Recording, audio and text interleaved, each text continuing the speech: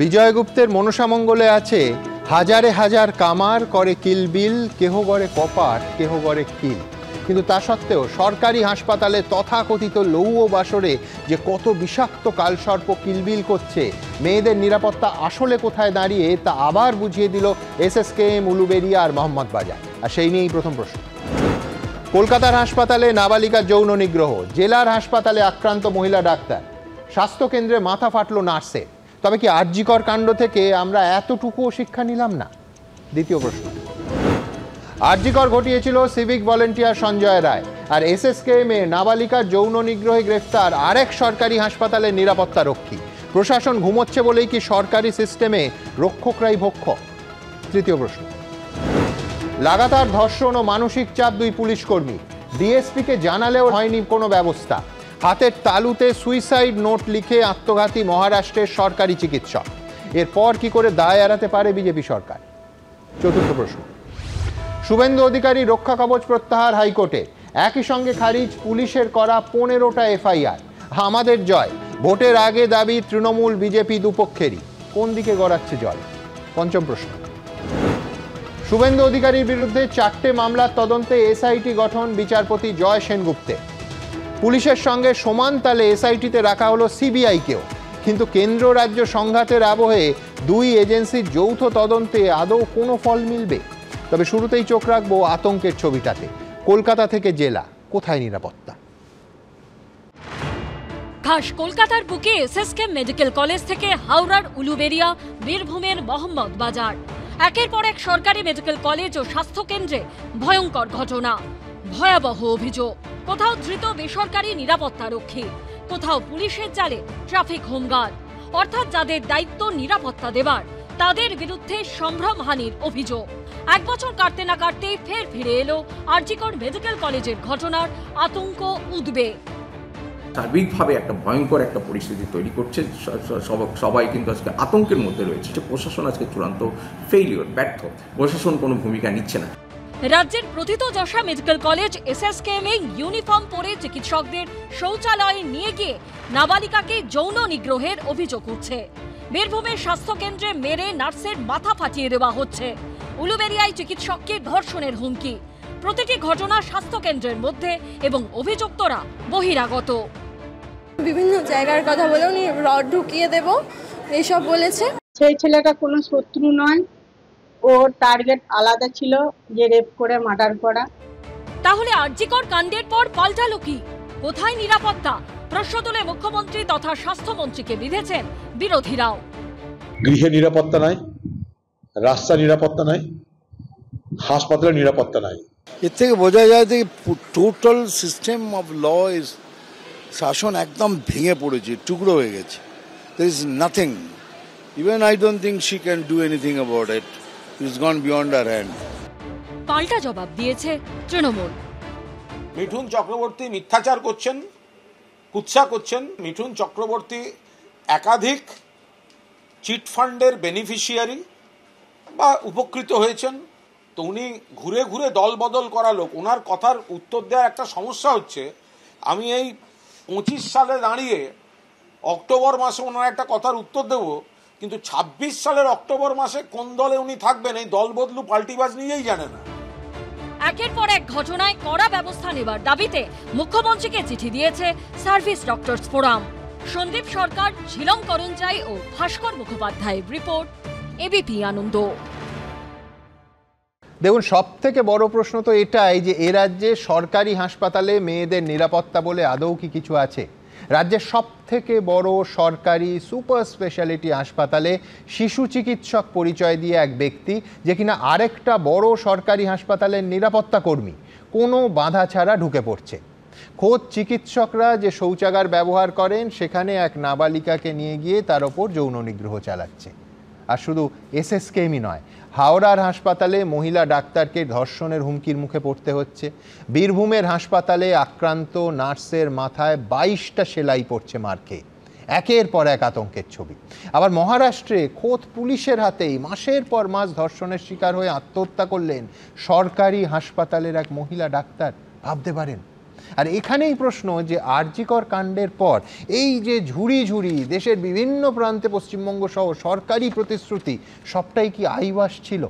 এমনকি খোদ supreme court গত বছরের 20শে আগস্ট যে টাস্ক ফোর্স তৈরির কথা বলেছিল, সেটার কি হলো? কি করেছে তারা? কোনো পক্ষই কি দায় এড়াতে পারে?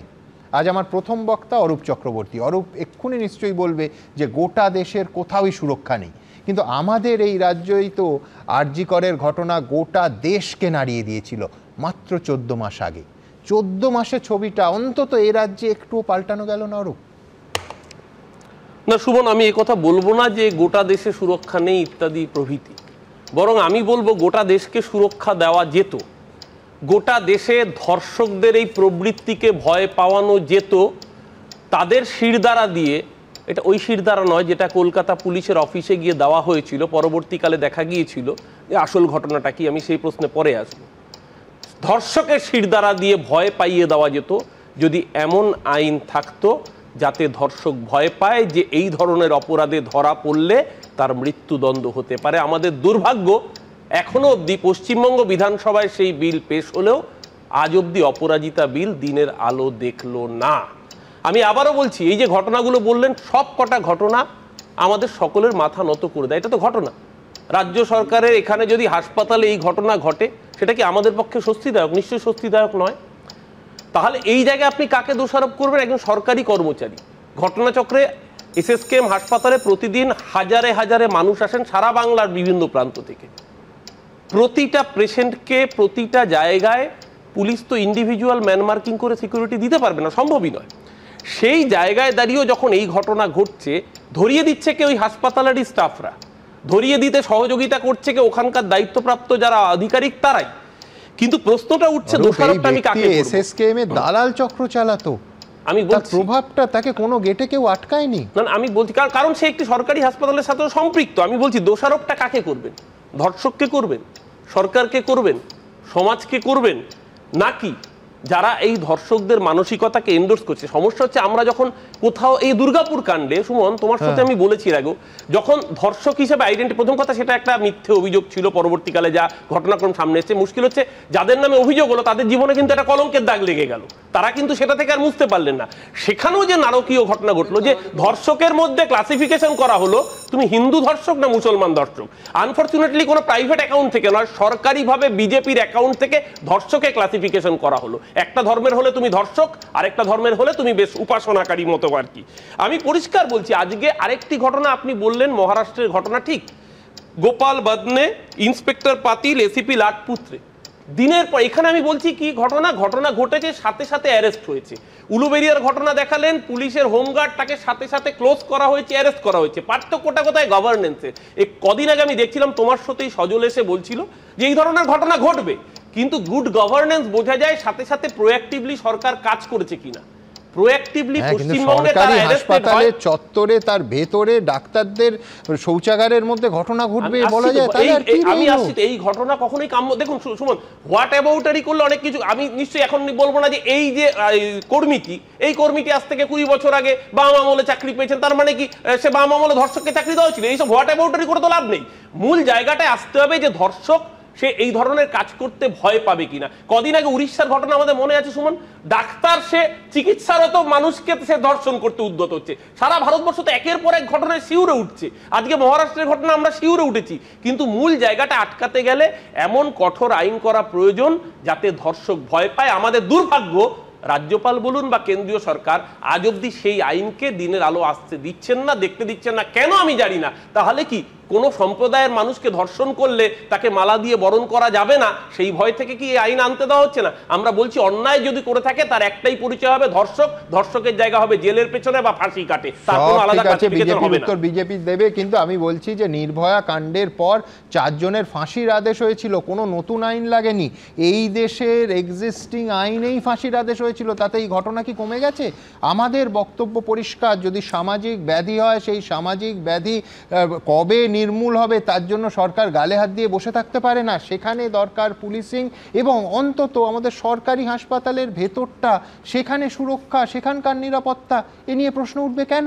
এই প্রশ্ন আমার থাকলো। কিন্তু আমি আবার বলবো যে কে বাম আমলে চাকরি পেয়েছে চুক্তিভিত্তিক, কিন্তু তৃণমূল আমলে চাকরি করে গেছে, ইস্যু তাও নয়। সব থেকে বড় ইস্যু হচ্ছে যে আবার 14 মাসের মধ্যে একটার পর একটা সরকারি হাসপাতাল, কখনো কলকাতা শহরে, কখনো সব থেকে বড়, কখনো জেলায়, এই একই ধরনের ঘটনার পুনরাবৃত্তি দেখতে হবে কেন আমাদের? আমি এখান থেকে আমার দ্বিতীয় এবং অত্যন্ত দুর্ভাগ্যজনক অংশে যাব, সেটা হচ্ছে এই প্রত্যেকটি ক্ষেত্রে, অন্তত আজ যে ঘটনাগুলো দেখাবো তার বেশিরভাগ ক্ষেত্রে রক্ষকই ভক্ষক, অর্থাৎ নিরাপত্তা রক্ষী, যাদের ওপর আমরা আমাদের এই সিস্টেম অত্যন্ত দায়িত্বপূর্ণ ভেবে গোটা সুরক্ষার দায়িত্ব তুলে দিচ্ছে, মহিলাদের সুরক্ষার ক্ষেত্রেও। এর মাইক্রো উদাহরণে আমি আসব, কিন্তু তারাই শেষ পর্যন্ত একটার পর একটা ঘটনা ঘটাচ্ছে। আবার বলছি, দুর্ভাগ্য। রাজ্যে সুপার স্পেশালিটি মেডিকেল কলেজ, চিকিৎসা গবেষণার প্রাণকেন্দ্র, মাঝে মধ্যে ভিভিআইপিদের আনাগোনা, নিত্যদিন দূর দূরান্ত থেকে হাজার হাজার রোগীর আগমন, সেখানেই কিনা ভয়ঙ্কর ঘটনা। খোদ এসএসকে মেডিকেল কলেজের অন্দরে 15 বছরের নাবালিকাকে যৌন নিগ্রহের মারাত্মক অভিযোগ উঠল। অভিযুক্ত কলকাতারই আরেক নামকরা মেডিকেল কলেজ এনআরএস এর বেসরকারি নিরাপত্তা রক্ষী অমিত মল্লিক। আরজিকর মেডিকেল কলেজে ধর্ষণ খুনের ঘটনায় দোষী সাব্যস্ত হয়েছে সিভিক ভলেন্টিয়ার। উলুবেড়িয়া মেডিকেল কলেজে চিকিৎসককে ধর্ষণের হুমকি দেওয়ার অভিযোগে গ্রেপ্তার করা হয়েছে ট্রাফিক হোমগার্ডকে। আরজিকর কাণ্ডের 1 বছরের মাথায় এসএসকে মেডিকেল কলেজের অন্দরে যৌন নিগ্রহের অভিযোগ উঠল অপর একটি মেডিকেল কলেজের বেসরকারি নিরাপত্তা রক্ষীর বিরুদ্ধে, অর্থাৎ ফের রক্ষকই ভক্ষক। পরপর যে ঘটনাগুলি আপনার ঘটলো, উলুবেড়িয়াতে যে ঘটনা ঘটলো, পাঁশকুড়ায় যে ঘটনা ঘটলো, মোহাম্মদ বাজারে যে ঘটনাগুলি ঘটলো, এবং সর্বশেষ পিজিতে, প্রতিটা ক্ষেত্রের অনেকগুলো জায়গায় আপনারা দেখুন সেখানে আক্রমণকারী হিসেবে যারা হচ্ছে যে আমাদের রাজ্যের সরকারের যারা সুরক্ষা বাহিনীর অংশ, বা হচ্ছে যে যারা হচ্ছে যে সিকিউরিটি দেওয়া যাদের কাজ ছিল বিভিন্ন জায়গায়, তাদের একটা অংশ যুক্ত হয়ে যাচ্ছে। আরজিকরের বিচার যদি হতো, যদি বৃহত্তর ষড়যন্ত্রটাকে সামনে নিয়ে আসা যেত এবং তাদেরকে শাস্তি দেওয়া যেত, তাহলে আজকে আমাদের এই একটার পরে ঘটনা দেখতে হতো না। নাবালিকার পরিবার সূত্রে খবর, বুধবার দুপুর 1:50 নাগাদ মা ও দাদুর সঙ্গে এসএসকে মেডিকেল কলেজে সাইকিয়াট্রিক ডিপার্টমেন্টের আউটডোরে আসে নাবালিকা। মেয়েকে দাদুর কাছে রেখে টিকিট করাতে যান মা। তখনই সেখানে আসে এনআরএস মেডিকেল কলেজের বেসরকারি নিরাপত্তা রক্ষী অমিত মল্লিক। নিজেকে পরিচয় দেন শিশুরোগ বিশেষজ্ঞ হিসেবে। এরপর টেস্ট করানোর নাম করে এসএসকেএম এর ট্রমা কেয়ারের চিকিৎসকের জন্য ব্যবহৃত শৌচাগারে নাবালিকাকে নিয়ে যায় অভিযুক্ত। অভিযোগ, সেখানেই যৌন নিগ্রহ করা হয়। নাবালিকা তার মাকে গোটা ঘটনা জানানোর পর এসএসকেএম মেডিকেল কলেজের পুলিশ আউটপোস্টে খবর দেওয়া হয়। সিসিটিভি ফুটেজ দেখে চিহ্নিত করা হয় অভিযুক্তকে। বুধবার রাতেই ধাপার বাড়ি থেকে গ্রেপ্তার করা হয় তাকে। পুলিশ সূত্রে খবর, সিসিটিভি ফুটেজে দেখা যাচ্ছে অ্যাপ্রন ও হেডক্যাপ পরে নাবালিকাকে নিয়ে যাচ্ছে অভিযুক্ত অমিত মল্লিক। আর এখানেই প্রশ্ন উঠছে, কিভাবে একটা মেডিকেল কলেজের অন্দরে একজন বহিরাগত এভাবে ইউনিফর্ম পরে ঘুরে বেড়ালেন?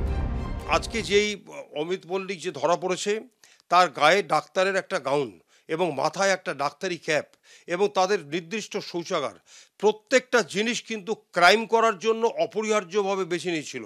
অর্থাৎ সে আগেও এই ইনসিডেন্ট করেছে, ইন্টারোগেশনে হয়তো এটা পাওয়া যাবে। এর আগে সোমনাথ পণ্ডিত হাসপাতালে গ্রুপ ডি পদে কাজ করতেন অভিযুক্ত অমিত মল্লিক। পরে এনআরএস মেডিকেল কলেজে নিরাপত্তা রক্ষী হিসেবে কাজে যোগ দেন, কিন্তু আগের ইউনিফর্ম তিনি জমা দেননি। সিভিক ভলেন্টিয়ার হিসেবে যেমন আরজিকর মেডিকেল কলেজে অবাধ বিচরণ ছিল ধর্ষণ খুনে দোষী সাব্যস্ত সঞ্জয় রায়, তেমনই সূত্রের খবর, রোগী ভর্তি করিয়ে দেবার নাম করে এসএসকেএম এ অবাধ যাতায়াত ছিল যৌন নিগ্রহের অভিযুক্ত অমিতের। অর্থাৎ ফের একবার সেই বহিরাগতদেরই সরকারি হাসপাতালে দাপটের বিষয়টি সামনে চলে এলো। প্রত্যেকটা ক্ষেত্রেই কিন্তু দেখো তুমি, এরাই কিন্তু এই ইউনিফর্ম যে, এরাই কিন্তু এই যৌন নিগ্রহ, ধর্ষণ এবং মহিলাদের উপর যেভাবে আক্রমণ নেমে আসছে, এরা প্রত্যেকটা ক্ষেত্রেই কিন্তু দায়ী এবং রেসপন্সিবল। এটা পরিষ্কার বোঝা যাচ্ছে সে সঞ্জয় রায়ের সময় থেকে। 14 মাস পার হয়ে গেল, দেখো অবস্থার কিন্তু কোনো পরিবর্তন হল না। অভিযুক্তের কাছে থাকা ইউনিফর্ম বাজেয়াপ্ত করেছে পুলিশ। শুক্রবার মেডিকেল কলেজে নাবালিকার মেডিকেল লিগাল টেস্ট করা হয়েছে।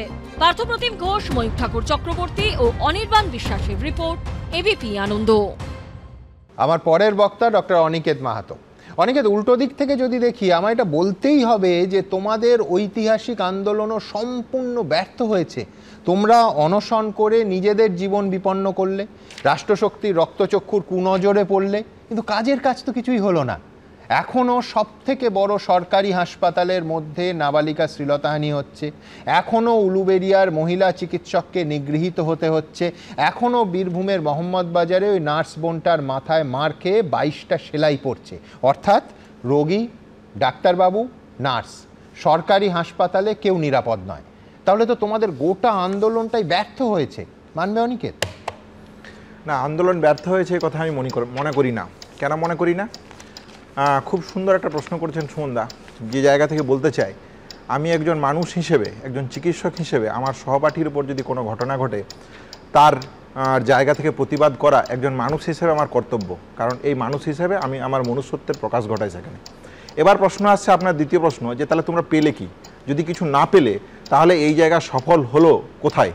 তাহলে আমরা কতটা পাবো, কতটা পাবো না, কোন জায়গা অবধি আমরা পাবো, কোন জায়গা অবধি অ্যাচিভ করতে পারবো, কি সিকিউরিটি তৈরি হবে, এইটা ডিপেন্ড করছে কিসের উপর? এটা ডিপেন্ড করছে আমাদের গণতান্ত্রিক যে পরিকাঠামো আছে, তাহলে রাজ্য প্রশাসন আছে, সিবিআই আছে, সুপ্রিম কোর্ট আছে, এই যে আমাদের গণতান্ত্রিক পরিকাঠামোতে যা স্ট্রাকচার আছে, তা এই নাগরিকদের এই প্রতিবাদের জন্য তারা কি মনে করেন তার বেসিসে আপনি পাবেন। তাহলে এই জায়গাটাকে অনেকে যে প্রতিশ্রুতিগুলি তোমাদের দেয়া হয়েছিল, আমি পরপর দেখাবো এই অনুষ্ঠানেও, যার ভিত্তিতে তোমরা আন্দোলন প্রত্যাহার করলে, সেইগুলো যখন পূরণ হচ্ছে না, এটাও তো তোমরা দেখতে পাচ্ছ। কটা পূরণ হয়েছে? একদমই আসছি সেই প্রশ্নেই। তাহলে আপনাকে দেবে কে বা আপনি পাবেন কি, সেটা ডিপেন্ড করছে এই গণতান্ত্রিক পরিকাঠামোতে যা স্ট্রাকচার আছে তারা কি মনে করছেন। তাহলে কি মনে করছেন, এবং আপনি যে প্রশ্ন তুলেছেন, তাহলে এইখানে রাজ্য প্রশাসনকে মনে করতে হবে যে সত্যিকারেই আমার ডাক্তার, আমার সিস্টার এবং স্বাস্থ্যকর্মীরা সিকিউরিটি পাচ্ছেন না, সাধারণ মানুষ পথ চলতে গিয়ে সিকিউরিটি পাচ্ছেন না। এটা কোনো রাজ্যের জায়গা নয়, সারা সার্বিক চিত্র, সারা ভারতবর্ষের চিত্র, রোগীও। তাহলে সারা স্বাস্থ্য ব্যবস্থাকে যদি এক করে দেখতে হয়, তাহলে কোথাও সুরক্ষিত নেই। কাল দক্ষিণেশ্বর, বিভিন্ন জায়গায় হাজার আলোচনার উদাহরণ আপনি নিশ্চয়ই ভাবো না, এই মেয়েটি যদি এই ছেলে লোকটি ধরা না পড়তো, এই মেয়েটি তো বলতো যে পোশাকের বিবরণ দিত, তাতে এফআইআর হতো এগেইনস্ট আননোন, এবং তার পরিচয় ডাক্তার, এটা সবাই মনে করতো ডাক্তারের পোশাক পরেছিল এই লোকটি। একদম তাই। তাহলে এই যে জায়গাটাকে, এবং খুব সুন্দরভাবে বলছিলেন আমার আগের বক্তা, যে ইন্ডিভিজুয়াল সিকিউরিটি দেবো কিভাবে বা থাকবে কীভাবে, তাহলে সমস্যার জায়গাটা কোথায়? সমস্যার জায়গাটা এক হচ্ছে সদিচ্ছার জায়গা, এবং এই ব্যক্তি এরা সাহস পাচ্ছে কি করে এই ধরনের কাজ করার জন্য? তাহলে এই ধরনের কাজ করার জন্য সাহস পাচ্ছে এই জায়গা থেকে যে অভয়ার ন্যায় বিচারের আন্দোলনকে যদি আমরা দেখি, তাহলে দিনের আলোর মতন পরিষ্কার, যেখানে ডিএনএ রিপোর্টে পরিষ্কারভাবে বলছে যে একাধিক ব্যক্তি জড়িত আছে, অথচ আমি কাউকে শাস্তি দেব না। ন্যাশনাল টাস্ক ফোর্স তৈরি করছে সমস্ত হসপিটালগুলো সেফটি সিকিউরিটির জন্য, তৎকালীন বিচারপতি চন্দ্রচূড়, কিন্তু সেই ন্যাশনাল টাস্ক ফোর্সের জায়গা কোথায়? তাহলে আমি বারবার যে কথাটা বলতে চাইছি, নাগরিক হিসেবে আমার উদ্দেশ্য বা যা থাকবে তার প্রতিবাদ করা আমার কর্তব্য থাকবে, কিন্তু আপনি পাবেন কতটা, আপনাকে দেবে কে, এই জায়গাটাকে আজকে সুস্পষ্টভাবে বোঝার প্রয়োজন আছে। কেন প্রয়োজন আছে? রাজ্য প্রশাসনের কোনো সদিচ্ছার জায়গাই নেই। দিনের পর দিন যে ঘটনাগুলো ঘটে যাচ্ছে, সেই জায়গাগুলো থেকে পরিষ্কার। দেখুন, আমরা বলেছিলাম সিসিটিভি, প্যানিক বোটাম, সুনির্দিষ্ট এসওপি দিয়ে কি হসপিটালের অন্দরে থাকা প্রয়োজন, শুধুমাত্র থাকা প্রয়োজন নয়, আমরা কলকাতা মেডিকেল কলেজগুলোর মধ্যে তাও দিনে রাতে দু একটা পুলিশ দেখতে পাচ্ছি, সিকিউরিটির বন্দোবস্ত আছে। যদি প্রাইমারি হেলথ সেন্টারে যেতে হয় বা বিপিএসসিতে যেতে হয়, সেখানে তো পুলিশের দেখা কথা, হোমগার্ড, সিকিউরিটি গার্ডের কোনো চিহ্ন পাওয়া যায় না। তাহলে এই যে গণতান্ত্রিক পরিকাঠামোতে ফার্স্ট যেটা ঠিক করা প্রয়োজন, সেটা হচ্ছে যে আমি কি চাই।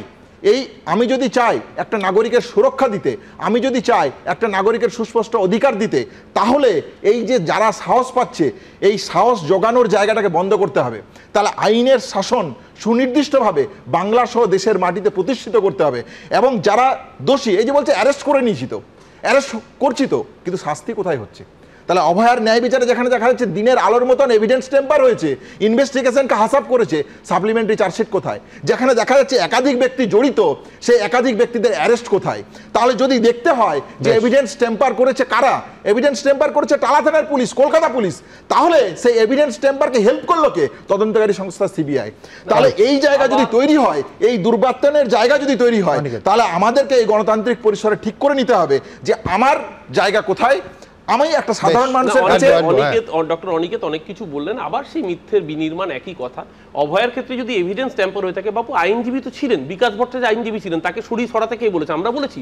সিবিআই কে তদন্তে আপনারা দেখেছিলেন, বৃন্দা গোভারকে আপনারা এনেছিলেন, তা আপনারা কেন কোর্টে সেগুলো এস্টাবলিশ করলেন না? পারলেন না কেন? কারণ সমস্ত কিছু সাইন্টিফিক্যালি এক্সামিনেশনের পর, উনি বলছেন ডিএনএ রিপোর্ট, ফরেনসিক স্যাম্পল, সমস্ত কিছু তো ম্যাচ করেছে। তারপরেও যে রেপিস, তাকে রেপিস মানতে এত অসুবিধা কোথায় হচ্ছে?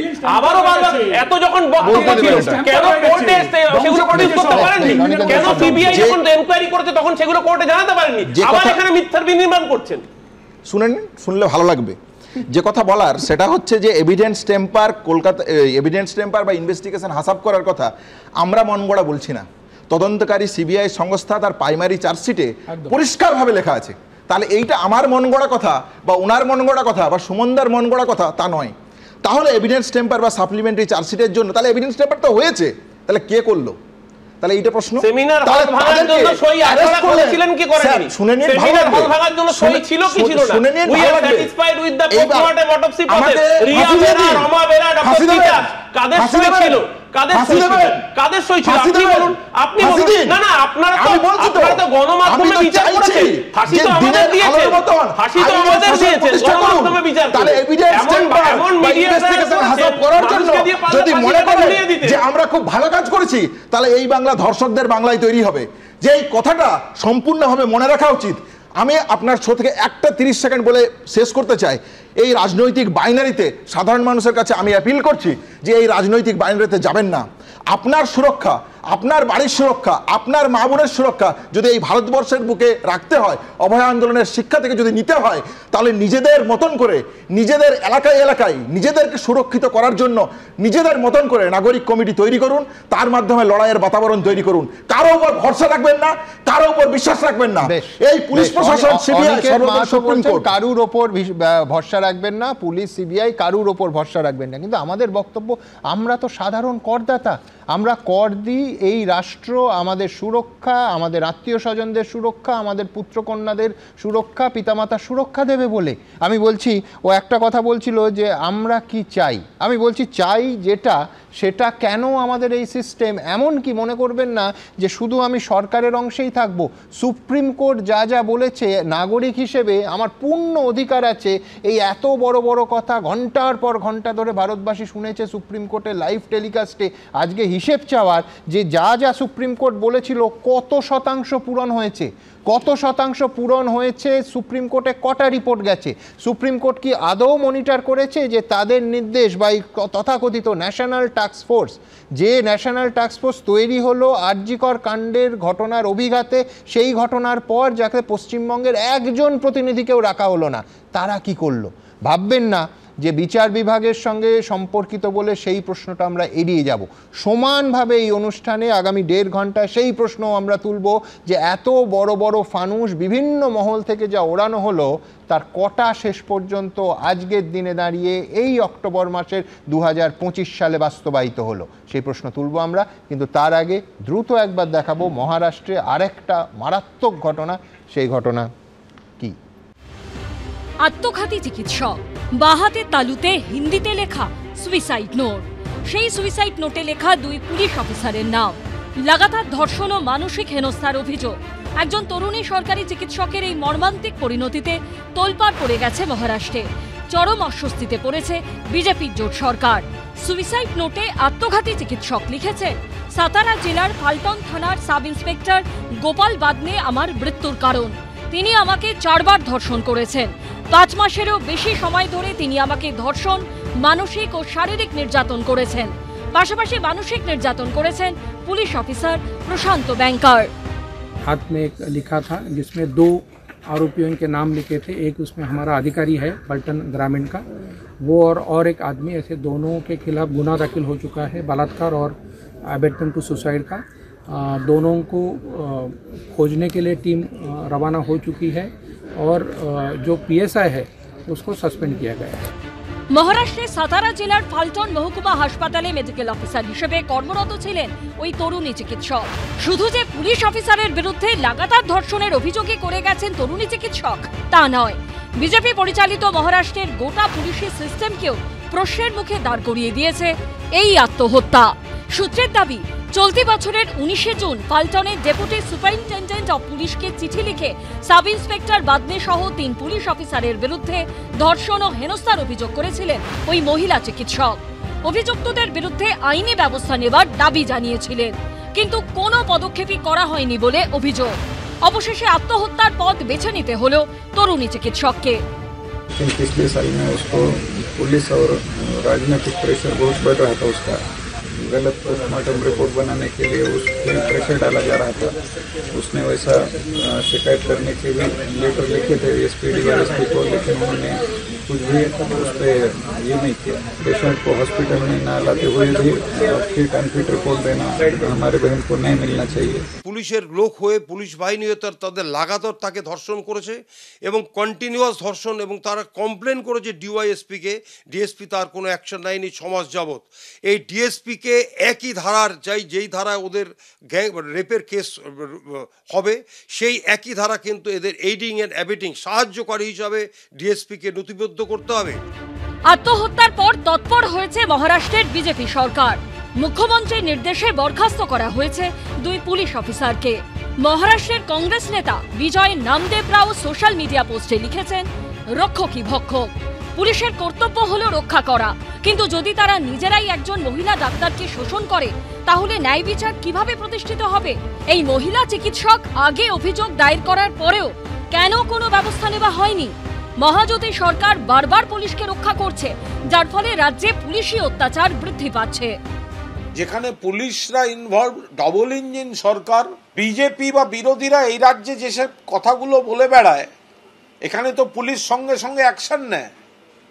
কোথাও যদি কিছু ঘটেও থাকে পুলিশ অ্যাকশন নেয়, তো ওখানে পুলিশের বিরুদ্ধেই তো ধর্ষণের অভিযোগ। প্রতিবাদ হওয়া উচিত, সেটা নিয়ে তদন্ত হওয়া উচিত। আমার মনে হয় মহারাষ্ট্র সরকার যা করার করবে। আর তৃণমূল তো একটা সর্বভারতীয় রাজনৈতিক দল, তারা যদি পুনেতে এটা নিয়ে একটা আন্দোলনের সূচনা করেন তার সেটা হলেও তো একটা ভালো হয়, এর প্রতিবাদ হওয়া দরকার। এক ডক্টর কি মত, হাতে তালুতে লেখা পুলিশ অফিসারদের নাম, যাদের জন্য তার নিজেকে এভাবে শেষ করে দিতে হলো, তাদের সবার শাস্তি কি আদৌ হবে? আশাবুল হোসেন, অনির্বাণ বিশ্বাস ও শিবাশিস মৌলিকের রিপোর্ট, ABP আনন্দ। দেখুন, মহারাষ্ট্রে একটা খারাপ ঘটনা ঘটেছে বলে পশ্চিমবঙ্গেও সেই রকম খারাপ ঘটনা ঘটতে পারে বা ঘটাটা জাস্টিফাইড, এটা সভ্য সমাজের কোনো যুক্তি হতে পারে না। কিন্তু সরকারি হাসপাতালের মহিলা চিকিৎসক তার বাঁ হাতের তালুতে লেখা সুইসাইড নোটে লিখছেন, একজন পুলিশ কর্মী লাগাতার অত্যাচারের বিরুদ্ধে তিনি DSP-কে পর্যন্ত জানিয়েছিলেন। কেউ কোনো ব্যবস্থা না নেওয়াতে তাকে আত্মহননের পথ বেছে নিতে হচ্ছে। দেশের যে কোনো প্রান্তেই হোক এই ঘটনা ঘৃণ্য, নক্কারজনক, এবং ইনিও খেয়াল রাখতে হবে সরকারি হাসপাতালের চিকিৎসক। আর মহারাষ্ট্রেও সেই রক্ষকই ভক্ষক। এখানেও ওপর মহলে জানিয়ে কোনো লাভ হয়নি। সাতারার ঘটনার দায় কিন্তু আমার পরের বক্তা শঙ্কুকে বলবো মহারাষ্ট্রের বিজেপি সরকারকেই নিতে হবে, ঠিক যেমন পশ্চিমবঙ্গে ঘটনার দায় পশ্চিমবঙ্গ সরকারকেই নিতে হয়। সুমনদা, প্রথমেই বলবো যে এখানে দায় নেওয়ার কোনো বক্তব্য বলার আগে আমি আশা করেছিলাম যে মহারাষ্ট্রের যে খবর আপনারা দেখালেন, যে নিউজটা আপনারা তুলে ধরলেন, তাতে অ্যাটলিস্ট আমি একটা রিয়াকশান পাবো। ওটা ছোট ঘটনা, আমি পাবো হয়তো প্রশাসন থেকে একটা রিয়াকশান যে ওটা প্রেম ভালোবাসার কেস। আমি আশা করেছিলাম হয়তো পাবো যে মহারাষ্ট্রে মেয়েরা রাত্রিবেলা দয়া করে কাজ করতে যাবেন না, সমস্ত কোম্পানিকে ফর্মাল লেটার দিয়ে দেওয়া হবে। আমি আশা করেছিলাম ওখানকার হয়তো এগুলো আমার আশা নয়, এগুলো অ্যাকচুয়ালি তৃণমূলের আশা, যে এই ধরনের একটা রিয়াকশান আসবে। বা ধরুন মেয়েরা রাত্রে কাজে বেরোবেন না, এরকম একটা ফটো আসবে। আসেনি কিন্তু। এখানকার সরকার, এখানকার মুখ্যমন্ত্রী দুজনকে বরখাস্ত করেছেন, ইনভেস্টিগেশন প্রসেস অন করেছেন। কিন্তু আমি যতই বিরোধিতা করি, যা বললাম তোমাকেও বলবো, সব ঘটনা ঘটার পর ঘটনা আটকানো যাচ্ছে না কেন? প্রিভেন্টিভ মেজার্স নিতে হবে। এ তো ব্যর্থতা, এত অস্বীকার করে লাভ নেই। এই ব্যর্থতার দায় তো অস্বীকার করছি না আমি, কিন্তু আমি যেখানে দায়ে অস্বীকার করছি সেটা হচ্ছে ধরুন অনিকেতের আমি 100 বার সমালোচনা করি যে আন্দোলন মুখ্যমন্ত্রীর বিরুদ্ধে করছিলে সেই মুখ্যমন্ত্রী পিছন দরজা দিয়ে তোমাদের সবাই যেদিন গেলেন সেদিনই বোঝা গেল আন্দোলন শেষ, কেস সেটিং হয়ে গেছে। আমার প্রশ্ন সেখানে নেই, আমার প্রশ্ন সরাসরি অনিকেতদের কাছে, আমার প্রশ্ন সরাসরি অরূপদের কাছে যে আমি সব বিতর্ক বাদ দিয়ে দিলাম, ইনসিডেন্ট হয়েছে, ঘটনা হয়েছে, তোমরা তো ভাই শিক্ষিত যুব সমাজ, তোমরা বাংলার মুখ, তোমরা এটা মেনে নাও যে একটা সরকার সরকারিভাবে বলবে রাত্রে মেয়েরা বাইরে বেরোবেন না। এই মানসিকতা সুমনদা এস্টাবলিশ করে দেয়, এই মানসিকতা এস্টাবলিশ করে দেয় যে সরকার মেয়েদের সুরক্ষার ব্যাপারে কি করছে, পশ্চিমবাংলায় ঠিক কি হতে চলেছে। সুমনদা আমি ধর্মীয় ব্যাপার বললে এখনই অরূপ রেড়ে করে উঠবে, কিন্তু আমি অরূপকে অন্য স্পোক্স পার্সনদের মতো মনে করি না, এই কুণাল বাবুর মতো তো মনে করিই না, কারণ ও কোনোদিন মমতা বন্দ্যোপাধ্যায়ের গ্রেপ্তারি চায়নি। কিন্তু আমি শুনলাম অরূপের বক্তব্য শুনতে শুনতে আমি অবাক হয়ে গেলাম। অরূপ বলছে যে এই দুর্গাপুরের ঘটনা দেখবেন যারা করেছেন তাদের কোনো দোষই নেই, কেস অন্যরকম করে, কেসে অন্যরকম জিনিস বেরোচ্ছে, প্রাইমারি স্টেজে আছে, ইনভেস্টিগেশন শুরু হয়নি সুমনদা। তাতে প্রি স্টেজেই যদি এই কমিউনিকেশন আসে, একজন বোদ্ধা, একজন রেকগনাইজ জনপ্রতিনিধি, তৃণমূল কংগ্রেসের একজন ছোট নেতা, তার কোনো দোষ নেই, সে মমতা বন্দ্যোপাধ্যায় লাইনই ফলো করছে, নাহলে তার টিকিটটা হবে না আগামী বিধানসভায়। এখন আমার বিষয় হচ্ছে যে একটা দলের যদি মানসিকতাই থাকে তাহলে প্রশাসনিক ব্যবস্থায় পরিবর্তন কি করে আসবে? প্রশাসন তো আরো এক ধাপে গিয়ে খেলবে। এক্ষুনি আমি অনেক দলের মানসিকতা, সুরেন্দ্র সিং বলেছিলেন যে মেয়েদের ব্যবহারই দায়ী এই ধরনের ঘটনার জন্য। মানসিকতা বললে কিন্তু গোটা দেশ থেকে উদাহরণ দেওয়া যায়। আমি অনিকেতকের পরে প্রশ্নটা করব। আমি খুব আশা নিয়েছিলাম যে অনিকেতরা আন্দোলনে নামবে। অনিকেতদের অন্যতম প্রধান দাবি ছিল নারায়ণ স্বরূপ নিগম এখানে হেলথ সেক্রেটারি থাকবেন না। আজকের ডেটে উনি বসে রয়েছেন, একের পর এক হসপিটালে কাণ্ড ঘটে যাচ্ছে, সরকার কোনো অ্যাকশন নিচ্ছে, নেবে কি করে? সেম টিম, সেম অপরাধীরা, সেম ডিপার্টমেন্ট অপারেট করে যাচ্ছে, একের পর এক হসপিটালে কীর্তন চলছে, ঝামেলা চলছে, সিকিউরিটি লাটে উঠেছে। আপনি ভাবুন পিজি কার এলাকা? সবাই জানে মমতা বন্দ্যোপাধ্যায়ের এলাকা। আজ তো আমি বলবো যে এর থেকে মদন মিত্রর টিম ওখানে বরং ভালো কাজ করতো, মদন মিত্রকে সরিয়ে দিয়েছে। আমার প্রশ্ন সরাসরি, মদন মিত্র থাকলে অন্তত এই ঘটনা ঘটতো না, নজরদারি থাকতো, দুটো ছেলে গিয়ে অন্তত বলতো। একটা পুলিশ নেই, তাহলে তোমার ফর্মুলা অনুযায়ী মহারাষ্ট্রে ডিজি কে সরিয়ে দেওয়া উচিত, তার কারণ ডিএসপি কে লিখিত অভিযোগ দিয়েছিলেন এই চিকিৎসক, তাতেও কিছু হয়নি।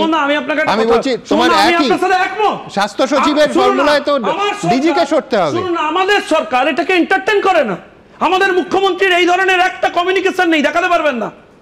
দেবেন্দ্র ফডনবিস কোথাও বলেননি যে মহারাষ্ট্রের মেয়েরা রাত্রিবেলা কাজ করতে বেরোবে না।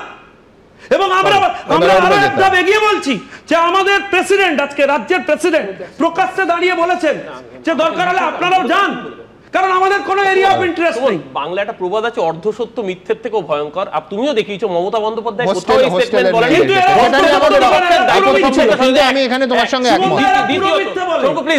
দ্বিতীয়ত ও যেটা বললো সেটা আরো মিথ্যাচার, কারণ এই নিদানটা দিয়েছিল গুজরাট পুলিশ, যেটা আগের দিনও তোমাকে আমি দেখিয়েছি যে ধর্ষণ থেকে বাঁচতে মহিলারা যেন রাস্তায় না বেরোন। আমি তোমার চ্যানেলকে দিয়ে দিচ্ছি, এটা গুজরাট পুলিশের নিদান ছিল।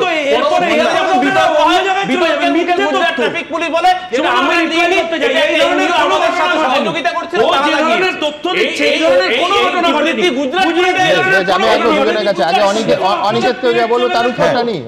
যে প্রশ্নটা বারবার উঠে আসছে সেটা হচ্ছে আইনের শাসনটা কোথায় আছে। আইনের শাসন যদি থাকতো তাহলে সেখানে ডিএসপি থেকে শুরু করে ব্যবস্থা নিতেন এবং ওই মহিলা চিকিৎসকের একটা সুনির্দিষ্ট ব্যবস্থা এগিয়ে নিয়ে যেতেন। ঠিক সেরকম পশ্চিমবাংলার মাটিটা যেহেতু পশ্চিমবাংলার, তাহলে সেইখানে যা সুনির্দিষ্ট জায়গা আইনের ব্যবস্থা নেওয়া প্রয়োজন সেই ব্যবস্থা এখানেও নেই। তাহলে সমস্যাটা ভারতবর্ষের জুড়ে পশ্চিমবাংলা, মহারাষ্ট্র, গুজরাট, রাজস্থান এই ব্যাখ্যাতে দেখলে আমার মনে হয় ভুল হবে। দেখা উচিত আমাদের এই জায়গা থেকে যে সমস্যা আছে সেই সমস্যার সমাধানে আমাদের এই রাষ্ট্র ব্যবস্থা কতটা সক্রিয়। আপনি ন্যাশনাল টাস্ক ফোর্সের কথা বললেন, সুপ্রিম কোর্টের কথা বললেন। চন্দ্রচূড় সাহেব তো পরিষ্কারভাবে ডঙ্কা নিদান দিলেন যে তিনি সমস্ত হসপিটালের সিকিউরিটি ব্যবস্থা ক্লিয়ার করে দেবেন। দেশের মানে বিচারপতি যদি হতাশ হন, রাষ্ট্র কাঠামোর হাইস্ট স্টেজ, তাহলে 14 মাসে আবার এসএসকেএম এই ঘটনা ঘটবে, আমি একমত। আমি সুপ্রিম কোর্টে আলাদা করে আলোচনায় আসবো। হ্যাঁ, উকিল বাবু রায়ের পরে ওই ইস্যুটা নিয়ে সুপ্রিম কোর্ট গেল না কেন? আপনাকে কে বলেছে যায়নি? ওদের এরপরে মুভমেন্ট নেই তো। ইভেন সুমন দা আজকে যে এজেন্ডা উঠেছে অনিকেত বসে এখানে বলে দিক যে আপনি তো ছিলেন কারা এত কথা হচ্ছে, আমি দ্রুত একবার দেখে নেব যে ঠিক কিভাবে সুপ্রিম কোর্ট সত্যি সত্যি সাধারণ মানুষের আপামর ভারতবাসী, শুধু পশ্চিমবঙ্গবাসী নয়, তাদের মনে আশা জেগেছিল যে এবার কিছু একটা হচ্ছে, একটা ন্যাশনাল টাস্ক ফোর্স। সেদিনও অনুষ্ঠানে আমি বলেছিলাম যে কি বিস্ময়কর, আরজিকর ঘটনার পরিপ্রেক্ষিতে টাস্ক ফোর্স তৈরি হলো পশ্চিমবঙ্গের একজন প্রতিনিধি ছাড়া, কিন্তু তবু সার্বিকভাবে যদি বিগ পিকচার দেখতে চাই হতেই পারে। তারা কি ব্যবস্থা নিল? তাতে তৎকালীন প্রধান বিচারপতি তার শুনানির শেষ দিনে নিজেই হতাশ হয়ে পড়লেন।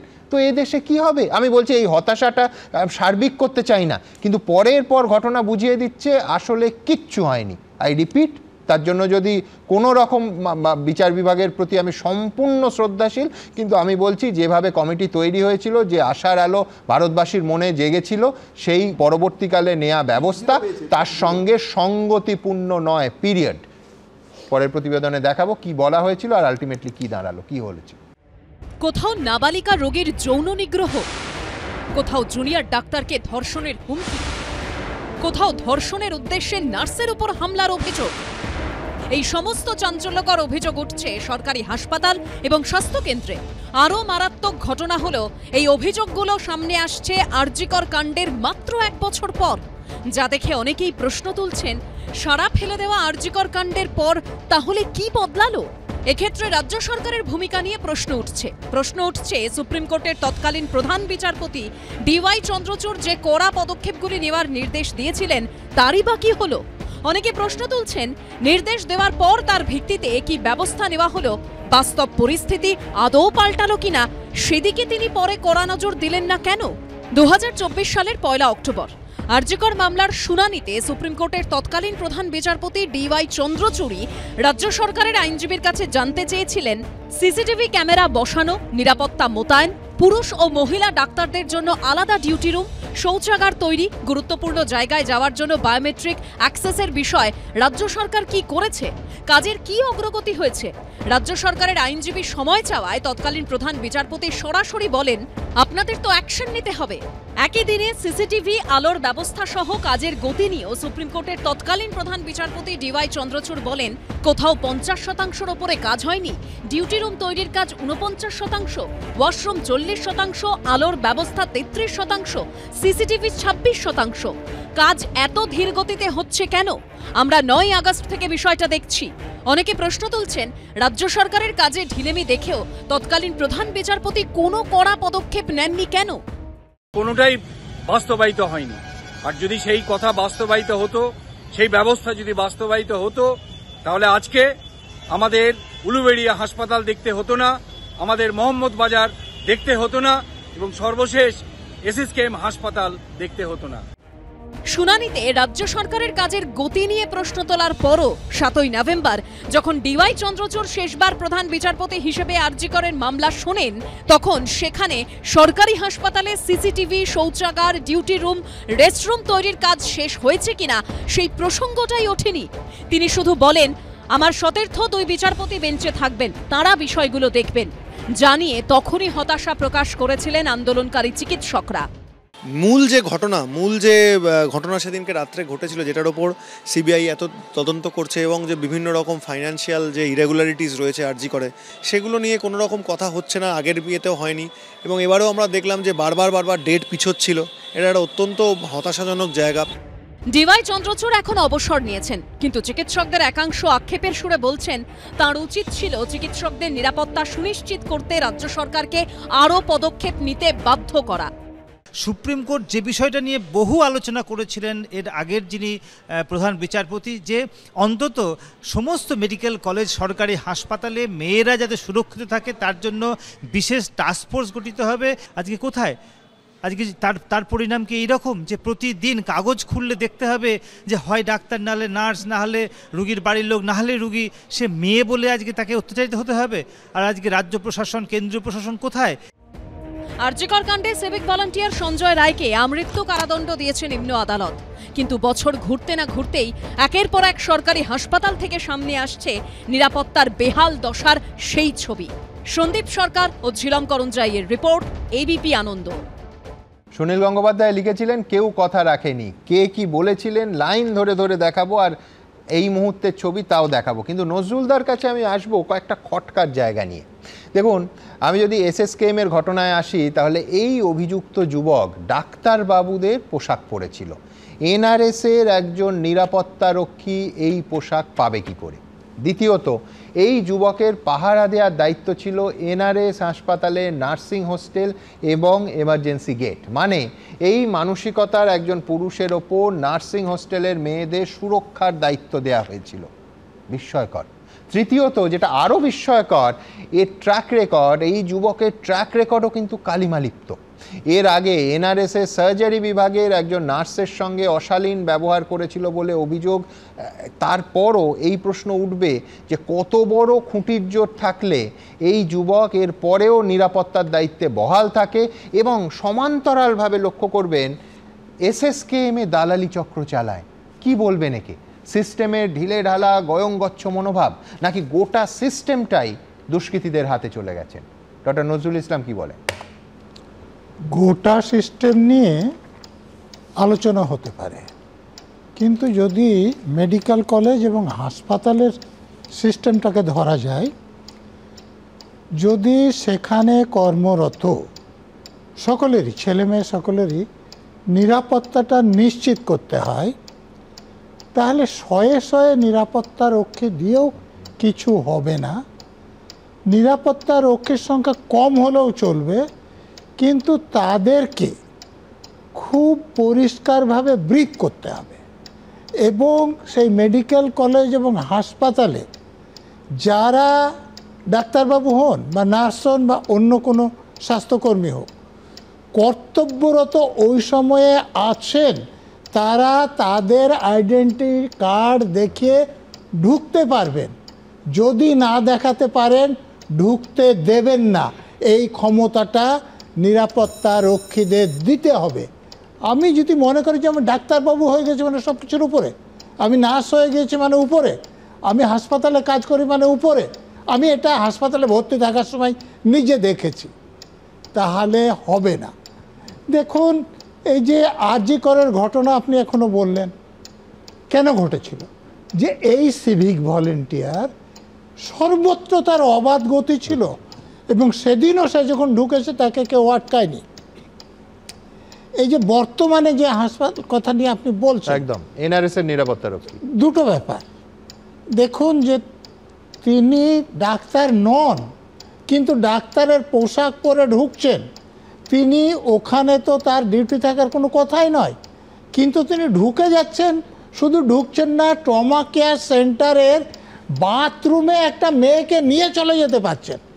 তাহলে ওখানে হাসপাতালের মেডিকেল কলেজের প্রশাসন বলে কিছু আছে এবং ডাক্তারবাবুদের জন্য নির্দিষ্ট শৌচাগার, এরকম নয় যে পাবলিক টয়লেট। ডাক্তারবাবু যেখানে যেতে পারেন, সেখানে একটা মেয়েকে নিয়ে গিয়ে যৌন হেনস্থা করছে। আপনি নিজেই বলেছেন কালিমা লিপ্ত। তো এই কালিমা লিপ্ত লোকগুলো কেন নিযুক্ত হয় এটা আপনি ভালো করে জানেন। এ উপলক্ষে আমি আর একটা কথা বলতে চাইব। একটা হচ্ছে, আপনি যদি নিরাপত্তা নিশ্চিত করতে চান, এই যে একজন প্যানেলিস্টকে বলছিলেন যে যা ঘটেছে সেটা ঘটনা ঘটার পরে, আগে যদি করতে চান, তাহলে পুলিশ অফিসারদের এমন নিরপেক্ষভাবে সততার সঙ্গে কাজ করতে হবে যাতে শাসক দলের অপরাধীরাও পুলিশকে সমীহ করে। আপনি উলুবেড়িয়ার ঘটনা দেখুন, সে একজন সিভিক ভলেন্টিয়ারকে হোমগার্ড, এক একজন এক এক রকম বলছেন, যাই হোক, তিনি পরিচয় দিচ্ছেন কি বলে, যে তিনি একজন বড় পুলিশ অফিসার এবং বড় নেতা, শাসক দলের নেতা, এবং একথা সত্য যে তিনি ওই অঞ্চলের সংখ্যালঘু সেলের প্রধান। তো তিনি যদি তার কারো বিরুদ্ধে অভিযোগ থাকে, তাহলে হাসপাতালে একটা নিয়ম থাকবে যে সেই অভিযোগ কার বিরুদ্ধে কে কজন গিয়ে করতে পারে। দলবল নিয়ে ঢুকে পড়লেন, ধর্ষণের মারধর করলেন, ধর্ষণের হুমকি দিলেন এবং যৌনাঙ্গে লোহার রড ঢুকিয়ে দেওয়ার হুমকি দিলেন। তো এই রকম এটা করতে পারলেন কেন? এক পুলিশ, দ্বিতীয় শাসক দল। আর একটা কথা দয়া করে আপনারা যদি আমাকে বলতে দেন, যে পুলিশের লোকদের একটা নির্দিষ্ট সিচুয়েশনে নিজেদের সিদ্ধান্ত নিতে দিন, শাসক দলের কথা মতো কাজ করতে বাধ্য করেন না। আমি কাকদ্বীপের ঘটনা বলছি। দেখুন, একজন লোককে ধরা হয়েছে, তিনি সত্যিকার দোষী কিনা বা তিনি কোন দলের লোক আমি সে আলোচনায় যাচ্ছি না। আমি শুধু বলছি যে দেবী মূর্তির মাথাটা যখন ভাঙা হয়েছে তখন আমাদের দেশের শাস্ত্র অনুসারে কিছু নিয়মকানুন আছে, আপনারা আমার থেকে ভালো জানবেন। সে নিয়ম হচ্ছে যখন মূর্তি প্রতিষ্ঠা করা হয় তখন প্রাণ প্রতিষ্ঠা করা হয়। তো এই প্রাণ যখন প্রতিষ্ঠা হয় কোনো অঙ্গহানি হলে এটা শাস্ত্রের কথা আপনি মিলিয়ে নিন যে তার প্রাণ বিসর্জনটা আগে করতে হয়। আর এই প্রাণ বিসর্জন করার পর কীরকম মূর্তি আছে তার উপর নির্ভর করে সম্মানের সঙ্গে তাকে দিতে হয়। পুলিশের লোকেরা না তুলে একটা অন্য যান জোগাড় করতে পারতেন না, আমাকে বিশ্বাস করতে বলবেন? বেশ বেশ আমি শুধু একটাই কথা বলছি, আপনি প্রশ্ন দিয়ে শুরু করেছিলেন যেটা ওনাকে, দেখুন তৃণমূল কংগ্রেসের নাই যে ওর ক্রিমিনাল হিস্ট্রি আছে, এটাই ওর ক্রিমিনাল কোয়ালিফিকেশন। কেষ্টমণ্ডল যেদিন পুলিশের মা বউকে ধর্ষণ করবে বললো তারপরেই ও জেলার দায়িত্বে চলে এলো, ফলে এটা তৃণমূলের নর্মাল সিস্টেম। হিন্দু ধর্ম সম্পর্কে বলছিলেন নজরুল সাহেব, ঠিকই বলেছেন। নজরুল সাহেব যদি ওটা মনে থাকতো যে অসম্পূর্ণ মন্দিরে দেবতার প্রাণ প্রতিষ্ঠা একদম উল্টো পাল্টা ক্যাম্পেইন করবেন না, কারণ রাম মন্দির অসম্পূর্ণ অবস্থায় প্রাণ প্রতিষ্ঠা করে অযোধ্যায় হেরেছে।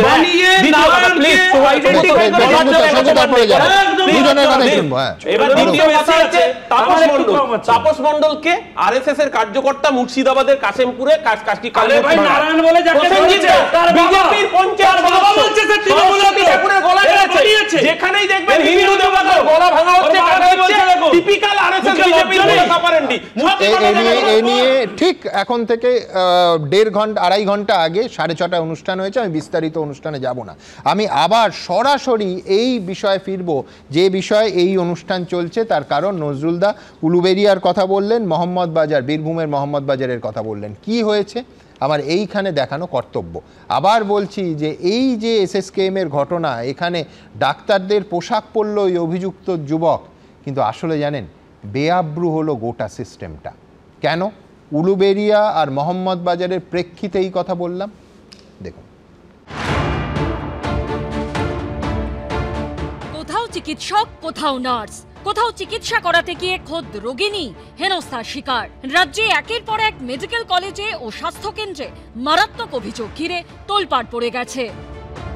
সেই ছেলেটা কোনো শত্রু নয়, ওর টার্গেট আলাদা ছিল যে রেপ করে মার্ডার করা। ও এই মানসিকতা নিয়ে ঢুকেছিল। বিভিন্ন জায়গার কথা বলে উনি রড ঢুকিয়ে দেব এইসব বলেছে। উনি বলছেন যে উনি পুলিশের খুব বড় অফিসার আর পার্টিরও নেতা, আমি কি করে জ্যান্ত বাঁচি উনি দেখে নেবেন। উলুবেড়িয়ার Sarat Chandra Chattopadhyay government medical college হাসপাতালে মহিলা জুনিয়র চিকিৎসককে মারধর ও ধর্ষণের হুমকি দেওয়ার অভিযোগ উঠেছে। এই ঘটনায় ট্রাফিক হোমগার্ড শেখ বাবুলাল সহ 3 জনকে গ্রেপ্তার করা হলেও বাকিরা এখনো অধরা। এই পরিস্থিতিতে শুক্রবার সকাল 9টা থেকে দুপুর 2টো পর্যন্ত হাসপাতালে পেন ডাউন কর্মসূচি নেন সিনিয়র রেসিডেন্ট চিকিৎসকরা। ডাক্তার, স্বাস্থ্যকর্মী, রোগী কেউই নিরাপদ নয়। যে প্রশ্নটা লাস্ট 14 মাস ধরে আমরা চিৎকার করে করে বলে আসছি, স্বাস্থ্য ব্যবস্থায় পূর্ণ স্বীকৃতি যদি আনতে হয় তাহলে নিরাপত্তার প্রশ্নে অগ্রিম থাকতে হবে। কুচ্ছেক সিসিটিভি লাগিয়ে কিচ্ছু হবে না, পুলিশকে তৎপর হতে হবে, প্রশাসনকে তৎপর হতে হবে। প্রতিবাদ কর্মসূচিতে সমর্থন জানাতে সেখানে যান west Bengal junior doctors front ও অভয়া মঞ্চের সদস্যরা। 14 মাস অভয়াকাণ্ডর পরে আমরা বীরভূম, এসএসকেএম এবং উলুবেড়িয়া এই যে ঘটনা, এটা সত্যিই একদম নক্কারজনক ঘটনা যে একজন মহিলা চিকিৎসক ডিউটিরত অবস্থায় কি করে তার গায়ের ওপর কেউ হাত তুলতে পারে। সঞ্জয় থেকে বাবুলাল, থ্রেট কালচার আরজিকর থেকে উলুবেড়িয়া, আর নয়। চিকিৎসক নিগ্রহের পর উলুবেড়িয়া মেডিকেল কলেজে নিরাপত্তা রক্ষী সরবরাহকারী 2 সংস্থা রিলায়েবল ও কমান্ডোকে শোকজ করা হয়েছে। প্রসঙ্গত পাঁশকুড়া সুপার স্পেশালিটি হাসপাতালে স্বাস্থ্যকর্মীদের ধর্ষণের অভিযোগের ঘটনায় অভিযুক্ত জাহির আব্বাস খানও ছিলেন রিলায়েবল ঠিকাদার সংস্থারই কর্মী। এদিকে বীরভূমের মোহাম্মদ বাজারের কাইজুলি স্বাস্থ্যকেন্দ্রে এখনও তালা ঝুলছে। বুধবার এখানে কর্তব্যরত অবস্থায় আক্রান্ত হন এক নার্স। মত্ত অবস্থায় স্বাস্থ্যকেন্দ্রে ঢুকে পাথর দিয়ে মেরে মাথা ফাটিয়ে দেয় এক যুবক। এই স্বাস্থ্যকেন্দ্র থেকে মেরেকেটে 500 মিটার দূরে মোহাম্মদ বাজার থানা। সেখানে এমন ঘটনা কিভাবে ঘটল, নিরাপত্তা নিয়ে প্রশ্ন তুলছেন স্থানীয় বাসিন্দারা। এই মুহূর্তে আমরা রয়েছি কাঁইজুলি সুস্বাস্থ্য কেন্দ্রের সামনে এবং আমরা দেখছি এই যে হেলথ সেন্টার, এই হেলথ সেন্টারটি একদম গ্রামের বাইরে ফাঁকা মাঠের মধ্যে। হাসপাতালে নিরাপত্তা ব্যবস্থা প্রায় নেই বললেই চলে। বাইরে লাইট সেটা নেই, কোনো সিসিটিভি নেই। দেখে মনে হচ্ছে এইসব জায়গাগুলোতে নেশা টেশা করে। এইখানে তো পজিশনটা ঠিক মতন ভালো করে করাই হয়নি, একবারে ফাঁকা মাঠ। এখানে ভিতর দিকে যেতে হতো তাহলে তো সমস্যা হতো না। ডাক্তার দিকে দিদিমণি দিকে মারধর করেছে, এখন তাহলে বন্ধ যদি হয়ে যেত আমরা এখন কোথায় গিয়ে যাবো? অভিযুক্ত রাজীব কাহারও আক্রান্ত নার্সের পোশাক বাজেয়াপ্ত করে ফরেনসিক পরীক্ষার জন্য পাঠানো হচ্ছে। যে পাথর দিয়ে হামলা চালানো হয়েছিল সেটিও উদ্ধার করেছে পুলিশ। সুনীত হালদার, ভাস্কর মুখোপাধ্যায় ও ব্রতদেব ভট্টাচার্যের রিপোর্ট, এবিপি আনন্দ। দেখুন, আমাদের উদ্বেগটা যেখানে, সেটা হচ্ছে এটা একটা বা বিচ্ছিন্ন ঘটনা তো নয়। কয়েক সপ্তাহ আগে এই অনুষ্ঠানেই আপনাদের দেখিয়েছি যে পাঁশকুড়া সুপার স্পেশালিটি হাসপাতালের মধ্যে স্টোর রুমে শেখ জাহির আব্বাস নামে একজন ফেসিলিটি ম্যানেজার একাধিক মহিলার ওপর দিনের পর দিন যৌন নিগ্রহ চালাতেন। সেই সিসিটিভি ফুটেজ দিয়ে পুলিশে কমপ্লেন হচ্ছে। সেটাও কিন্তু সরকারি হাসপাতালে বেসরকারি পরিষেবা প্রদানকারী সংস্থা রিলায়েবলের পদাধিকারীর কীর্তি। আমরা অন্তর্তদন্তে দেখিয়েছিলাম যে ওই ব্যক্তি এর আগে 2004 সালে এক নাবালিকাকে যৌন নির্যাতনের অভিযোগে এ রাজ্যের পুলিশের হাতেই কিন্তু গ্রেফতার হয়েছিল। এরপরে একটাই প্রশ্ন থাকে যে কসবা ল কলেজ থেকে সরকারি হাসপাতাল গ্রেফতার হওয়ারাই কেন চাকরির সুযোগ পাবে, এবং অবশ্যই কেন যে ঘটনা থেকে আমরা শিক্ষা নেব না, সেই পুরনো প্রশ্ন। কৌস্তব চট্টোপাধ্যায়। সুমনদা, ছোটবেলা আমরা নকল বলতে একটাই কথা বুঝতাম, সেটা হচ্ছে দুলাল চন্দ্র ভরের তাল মিছরি। বিজ্ঞাপন আসতো রেডিওতে যে নকল হইতে সাবধান। এখন তো সবই নকল। তুমি নকল ভোটের কথা তোমার ছোটবেলায় শোনোনি? বাম আমলে ওই সেসব তো আছে, কিন্তু এখন তার থেকে 10 গুণ হচ্ছে। মাঝে ডিস্টার্ব করুন। ডাক্তারদের ড্রেস নকল হয়ে যাচ্ছে, মুখ্যমন্ত্রী নকল মালিনী ভট্টাচার্যের এগেনস্টে দাঁড়াতে হবে, তাই জন্য নকল ইউনিভার্সিটি চলে এলো। পার্থর নকল ডিগ্রি টুকে দিল। এসব চলছে, আমরা দেখছি এগুলো। আমরা বলছি যে এসএসকেএমের ঘটনা, মাল্টি স্পেশালিটি, সুপার স্পেশালিটি, কি মাল্টি সুপার স্পেশালিটি, কত কিছু, সব মাইনর এবং রোগিণী হাসপাতালের ড্রেস পরে, ডাক্তারের ড্রেস পরে ঢুকে গেল। উলুবেরিয়ার ঘটনা, বীরভূমের ঘটনা, আরজি কলে what is the reality Aniket বলার চেষ্টা করছিল। লার্জার কনস্পিরেসিটা সামনে এলো না। লার্জার কনস্পিরেসি কি কারণে ওকে খুন হতে হলো, কি কারণে ধর্ষণ হলো।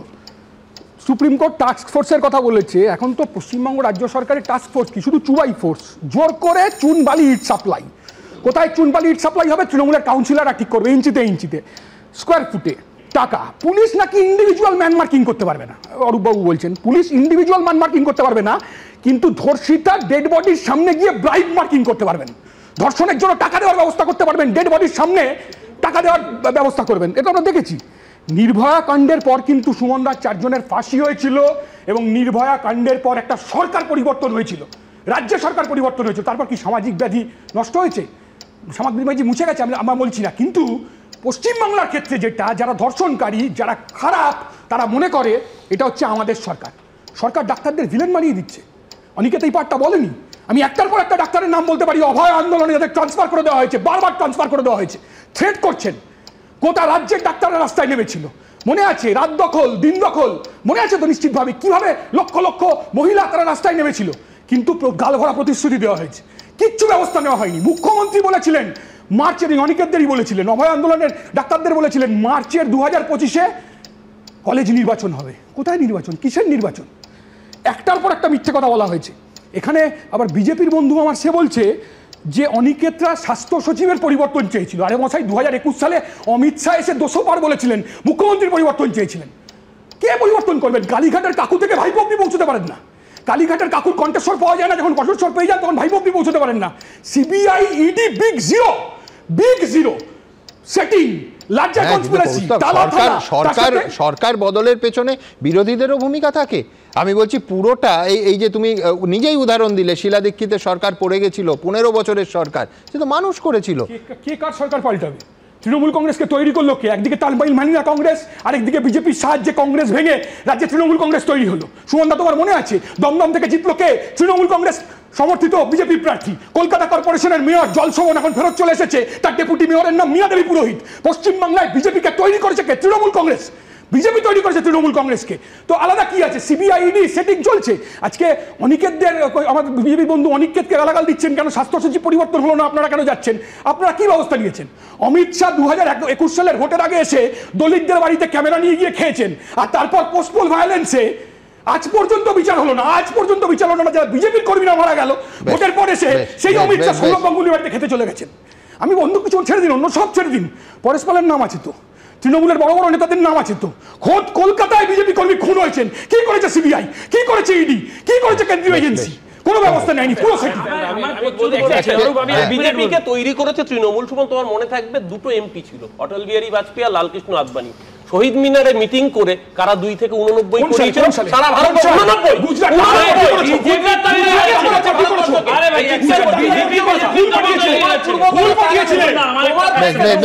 তোমার পূর্বতন স্টার আনন্দের রিপোর্ট, ডেইলি রিপোর্টিং ছিল, সদ্যজাতকে খুব লেখেলো ইঁদুর, বাম আমলের স্বাস্থ্য ব্যবস্থা আমরা ভুলিনি।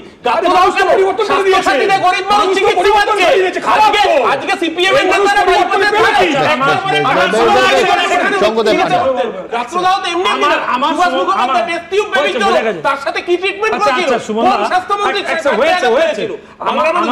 আমার কৌস্তববাবুর কাছে একটা জিনিস শুধু জানবার আছে, যে আপনারা ক্রেডিট নিতেন, বিভিন্ন আইনজীবীরা গিয়ে এই মামলা লড়াই করছেন, আপনারা সিবিআই ইডি যদি কাজ না করে আপনারা তার বিরুদ্ধে কেন করতে যাচ্ছেন না? কি সেটিং হয়ে গেল যে আন্দোলন বন্ধ করে চুপ করে বসে গেলেন?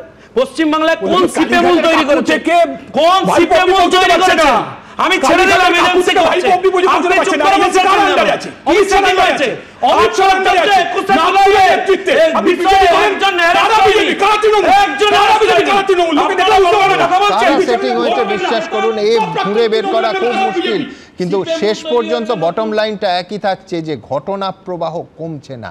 এখানে অভয়াকাণ্ডে যারা বারবার বলি যে সব থেকে বড় ক্ষতিটা যাদের হয়েছে সেই অভয়ার মা বাবা, তারা মনে করছেন যে দৃষ্টান্তমূলক শাস্তি, সুবিচার যদি তারা পেতেন তাহলে অন্তত একটা দৃষ্টান্ত তৈরি হতো, এই ধরনের ঘটনার যে ধারাবাহিকতা সেটাই অন্তত দাঁড়িয়ে পড়তে পারত। কি বলেছেন তারা দেখাবো। সেদিন যদি আমার মেয়ে বিচার পেত, সেই বিচারটা পায়নি বলেই আজকে যারা এই সব ঘটনা ঘটাচ্ছে তারা জানে আমাদের কিছুই হবে না, প্রশাসন আমাদের উপর হাত আছে, কিচ্ছু হবে না আমাদের। কোথাও চিকিৎসকের ধর্ষণ খুন, কোথাও স্বাস্থ্যকর্মীকে ধর্ষণ, আবার কোথাও মহিলা জুনিয়র চিকিৎসককে ধর্ষণের হুমকি। আরজিকর কাণ্ডের পর বছর ঘুরতে না ঘুরতে একের পর এক সরকারি হাসপাতাল থেকে যে অভিযোগ উঠে আসছে তাতে ফের একবার রাজ্য জুড়ে শোরগোল পড়ে গেছে। এরই মধ্যে এখনো সুবিচারের জন্য লড়াই চালিয়ে যাচ্ছেন আরজিকর মেডিকেল কলেজে নিহত চিকিৎসকের মা বাবা। এসএসকেএম কিংবা উলুবেড়িয়া অথবা বীরভূমের স্বাস্থ্যকেন্দ্রের ঘটনায় যেভাবে বহিরাগতদের যুক্ত থাকার অভিযোগ সামনে এসেছে তাতে তাদের মুখে উঠে আসছে সঞ্জয় রায়ের কথা, কারণ সেও বহিরাগতই ছিল। সেই বিচারটা পায়নি বলেই আজকে যারা এই সব ঘটনা ঘটাচ্ছে তারা জানে আমাদের কিছুই হবে না, প্রশাসন আমাদের উপর হাত আছে, কিচ্ছু হবে না আমাদের। আমার মেয়ে সেই হসপিটালে ছিল, তার কাজের জায়গায় ছিল, সেখানে তাকে যে নির্মমভাবে, মানে তাকে ডাক্তারই মনে করেনি, যারা নির্মমভাবে তার উপর আঘাত করেছে তারা তাকে ওখানে হসপিটালের একটা ডাক্তারও মনে করেনি। তারপরেও আমরা গিয়েও যে দেখেছি পুলিশও তাকে ওখানকার একজন ডাক্তার মনে করেনি, মনে করেছে একটা কুকুর বেড়াল শুয়ে আছে, তাড়িয়ে দিতে পারলে বেঁচে যাই। এবং তাকে দেখবেন আপনারা, ডেড বডিটা যে পুড়িয়ে দেওয়া হয়েছে সেটাও আমাদের এলাকার লোকাল এমএলএ কমিশনার, তারা মানে দ্রুত ডেড বডিটা পুড়িয়ে দিতে পারলেই আমরা বেঁচে যাই। বিবেক জাগ্রত করতে হবে, মায়েদের মেয়েদের রাস্তায় এসে নেমে আন্দোলন করতে হবে। এসএসকেএমে যে ঘটনাটা ঘটেছে সেখানে বাইরের হসপিটালের একটা স্টাফ এসে ঘটনাটা ঘটিয়ে দিয়েছে। সে রেগুলার নাকি ওই হসপিটালে যাতায়াত করে। আমার মেয়ের সঙ্গে যার যে ঘটনা ঘটেছে সঞ্জয়, সে অবাধে কি করে হসপিটালে বিভিন্ন ওয়ার্ডে ঘোরাঘুরি করে, কেন কিভাবে করে? সে একটা সিভিক ভলেন্টিয়ার হয়ে কেন বিভিন্ন ওয়ার্ডে অবাধে চলাচল করবে? এই যে সরকারের যে উদাসীনতা, এর ফলে সরকার টোটালি ব্যাপারটাকে নিয়ন্ত্রণের বাইরে করে ফেলেছে। সাগর থেকে পাহাড় আমরা একটা পদযাত্রা করব এবং প্রতি ঘরে ঘরে মেয়েদের উজ্জীবিত করব যাতে তারা ভয় পেয়ে আর ঘরের কোণে না ঢুকে যায়, সামনাসামনি এসে লড়াই করার সাহসটা তারা পায়। আরজিকর কাণ্ডে সিভিক ভলেন্টিয়ার সঞ্জয় রায়কে গ্রেফতার করে কলকাতা পুলিশ। পরবর্তীকালে সিবিআইও তদন্ত করে দাবি করে একমাত্র সঞ্জয় রায়ই দোষী। তাদের মামলার ভিত্তিতে আদালত তাকে আমৃত্যু কারাদণ্ড দেয়, যদিও এই তদন্তে সন্তুষ্ট নন আন্দোলনকারী চিকিৎসকরা। আরজি করে অভয়ার ওই নৃশংস নারকীয় হত্যাকাণ্ডের পর আমাদের মনে হয়েছিল যে কোথাও না কোথাও এই পরিস্থিতির বোধহয় পরিবর্তন হবে, কিন্তু কোথায় কি পরিস্থিতি পরিবর্তন বা ভালো হওয়ার পরিবর্তে ক্রমশ আরও খারাপ হয়ে যাচ্ছে। বারবার এই প্রশাসনকে কিন্তু বলছি যে আপনারা কিন্তু রাজধর্ম পালন করছেন না। এই রাজ্যে এরা কোন রকম দুর্ভাগ্যজনক মহিলাদের সঙ্গে ঘটনা ঘটলে সেখানে কিন্তু দোষী বা অভিযুক্তরা একদিনের মধ্যেই গ্রেপ্তার হন এবং তাদের স্থান হয় জেলের ভিতরে। কলকাতা পুলিশের পর সিবিআই তদন্ত করেছে, তৃণমূল বিজেপির লড়াই এখনো চলছে, কিন্তু আরজিকর কাণ্ডের আসল সত্যিটা কি? একমাত্র দোষী সঞ্জয় রায় নাকি আরো কেউ জড়িত আছে? এই প্রশ্নের উত্তর নিয়ে বিতর্ক অব্যাহত। উজ্জ্বল মুখোপাধ্যায়, সন্দীপ সরকার ও ঝিলম করঞ্জাইয়ের রিপোর্ট, এবিপি আনন্দ। দেখুন, আবার বলছি, আরজিকরের ঘটনার পর শয়ে শয়ে প্রতিশ্রুতি দিনের পর দিন ভেসে বেরিয়েছিল, তার মধ্যে কটা বাস্তবায়িত হয়েছে বলুন তো? আরজিকরের ঘটনার 10 দিন পর 2024 সালের 19শে আগস্ট পশ্চিমবঙ্গ সরকারের সার্কুলার অবধি বেরিয়েছিল। তাতে কত কি লেখা ছিল হাসপাতালের ভেতরে মহিলাদের সুরক্ষা, চিকিৎসকদের সুরক্ষা নিয়ে। এই 11টা পয়েন্ট পড়ে আপনাদের ধৈর্যচ্যুতি আমি ঘটাতে চাই না। প্রথম পয়েন্ট ছিল যে separate designated restroom with toilets for women. আমি বলছি, আজকে দেখা যাচ্ছে এসএসকেএম হাসপাতালে চিকিৎসকদের টয়লেটে নাবালিকার শ্লীলতাহানি হচ্ছে। এই যে উলুবেড়িয়ার ঘটনা, সেখানে মহিলা চিকিৎসককে ডেজিগনেটেড রেস্টরুমের মধ্যে হুমকির শিকার হতে হচ্ছে। আমি বলছি, 14 মাস পরে জেলা থেকে শহর যদি এই অবস্থা হয়, আমি 11টা পড়তে হবে না, সেই 11টা প্রতিশ্রুতির কি হাল একেবারে আপনারা বুঝতে পাচ্ছেন। পরিস্থিতির এক চুলও উন্নতি হয়নি, এটাও কিন্তু প্রত্যাশিত নয়। অর্ণব কি বলে? সুমনদা, এতক্ষণ ধরে যে আলোচনা হলো এবং তারপর আপনি যে 11টা প্রতিশ্রুতির কথা বললেন, সেইটার প্রেক্ষিতে দাঁড়িয়ে প্রথমেই যেটা বলবো যে আপনি যে 3টে ঘটনার কথা নিয়ে আজকে এই অনুষ্ঠানটা আমরা চলছে এবং কথা বলছি, 3টে ঘটনাই মানে অত্যন্ত নিন্দাজনক এবং একই সঙ্গে ভীতিজনকও বটে, যে এরকম ঘটনা তারপরও ঘটছে। কিন্তু এতক্ষণের আলোচনা থেকে 3টে পয়েন্ট আমার মনে হয় এখানে এসে আসা দরকার সামনে। 3টে কেন? তুমি মহারাষ্ট্র ধরে 4টেও বলতে পারো। আমি মহারাষ্ট্র আনবো পরে, হয়তো মহারাষ্ট্রে পরে যাচ্ছি। আমি বাংলার ক্ষেত্রেই বলছি সুমনদা। সেটা হচ্ছে যে প্রথম যেটা আপনিও আলোচনা আনলেন এবং একাধিক বক্তা এখানে বললেন, সেটা হচ্ছে গভর্নেন্সের জায়গা। 2 নম্বর হচ্ছে ডক্টর মাহাতো যেটা বললেন, সেটা হচ্ছে নাগরিক সচেতনতার জায়গা, সেই প্রসঙ্গটা উনি লম্বা করে তুললেন। 3 নম্বর হচ্ছে কঠোর আইন, যেটা অরূপ চক্রবর্তী বললেন। প্রথমে যদি বলি গভর্নেন্সের জায়গায় কোনো ফারাক কিছু হয়নি, এটা কিন্তু পুরোপুরি বলতে পারি না। এই জন্য আপনি মাটিগাড়া শিলিগুড়ি থেকে আরম্ভ করে জয়নগর কুলতলি, এই 12 মাস 14 মাসের মধ্যে অন্তত 1 ডজন ঘটনায় আমরা দেখেছি যে পুলিশ কিন্তু অত্যন্ত দ্রুততার সঙ্গে, অত্যন্ত সচেতনতার সঙ্গে এবং সক্ষমতার সঙ্গে 46 দিন কোথাও, 34 দিন কোথাও, 52 দিনের মধ্যে চার্জশিট তৈরি করেছে এবং চরম সাজা, সেই চরম সাজার ব্যবস্থা কিন্তু করা গেছে। সুতরাং সেখানে কিন্তু রাজ্য পুলিশ, তার মানে কি দাঁড়াচ্ছে অর্ণব, যে চরম সাজার ব্যবস্থা করলেও এই ধরনের প্রবণতা কমে না। যেটা প্রয়োজন সেটা হচ্ছে নজরদারি, যাতে সরকারি হাসপাতালের ভেতরে এই ধরনের ঘটনা না ঘটতে পারে। ঠিক কথা সুমনদা। একই এখানে বললেই আপনি আবার বলবেন আমি ভারত ভ্রমণে যাচ্ছি, তাহলে আপনার মধ্যপ্রদেশে সেই নার্সকে যে অপদার্থ সরকার বলো না, আমি আমি অপদার্থ সরকারের উদাহরণ নিয়ে যে পশ্চিমবঙ্গের তুলনা করবো কেন? তুমি আমি এ রাজ্যে থাকি। ওভারঅল পুরো জিনিসটা যখন এরকমভাবে ডিক্লাইন করছে, জিনিসটা যখন ডাউনফল হচ্ছে, তখন আপনি যত কঠোর আইনি করুন না কেন, তারপরও ফাঁক ফোকর থাকতে পারে। আমার বক্তব্য যে সদিচ্ছাটা আছে কিনা, সরকার সেই সদিচ্ছা দেখাচ্ছে কিনা, এটা একটা। 2 নম্বর হচ্ছে নাগরিক সচেতনতার জায়গা, যেটা ডক্টর মাহাতো বললেন। আমি তো বারবার করে এই কথাটা বলবো যে অভয় মঞ্চ তৈরি হয়েছিল, স্বতঃস্ফূর্ত জনরস তৈরি হয়েছিল, সেটা পজিটিভ এবং সেই পজিটিভ ভাইবস আজও আমাদের সমাজে আছে বলে আমরা এখনো পর্যন্ত জিনিসগুলো নিয়ে কথা বলতে পারি। সুমনদা, আপনার কি মনে আছে হাতরাসে যখন ওই ঘটনাটা ঘটে, একটা ভিডিও ভাইরাল হয়েছিল?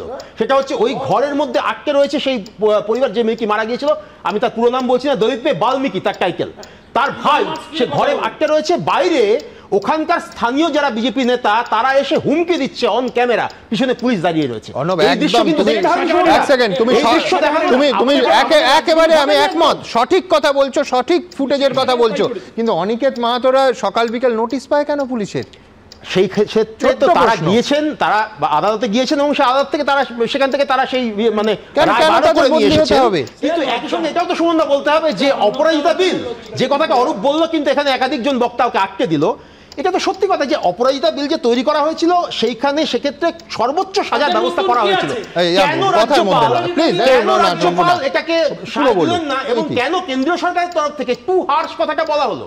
তাহলে কি কোথাও মানসিকতার মধ্যে এমন একটা জিনিস রয়েছে যে ধর্ষণকে কোথাও একটু লঘু করে দেখবো? এটা কি কোথাও একটা পিতৃতান্ত্রিক, একটা উচ্চবর্ণবাদী কোনো একটা মানসিকতা, যে মানসিকতার বলে আমরা দেখতে পাই যে আজকে 14 মাসে সরকার আসেনি ইয়েতে ওড়িশায়, সেখানে আমরা দেখতে পাচ্ছি, আপনি নিজে বলেছেন যে 7টা ঘটনা 17 দিনের মধ্যে ঘটেছে, এবং প্রত্যেকে একটা ক্ষেত্রে তো নাবালিকা ধর্ষণ হয়েছিল পুরীতে, এবং সেই মেয়ে কি এইমসে মারা গিয়েছিল, আলটিমেটলি তাকে নিয়ে যাওয়া হয়েছিল। আমি বলেছি, কিন্তু আমি বলছি যে মনুবাদী মতাদর্শ এইখানে পশ্চিমবঙ্গের ঘটনাগুলোকে কিভাবে ব্যাখ্যা করবে?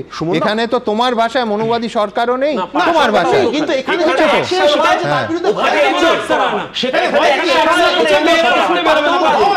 এখানে সেই স্বতঃস্ফূর্ত আমার বক্তব্য হচ্ছে অর্ণবদার তো মন খুবই ভালো, একটু সাহিত্যিক, একটু চর্চা টর্চা করেন, তাই নির্লজ্জতার সাথে মুখ্যমন্ত্রী যেভাবে বলেন যে মেয়েদের বাড়ি থেকে বেরোনোর দরকার নেই, এই সরাসরি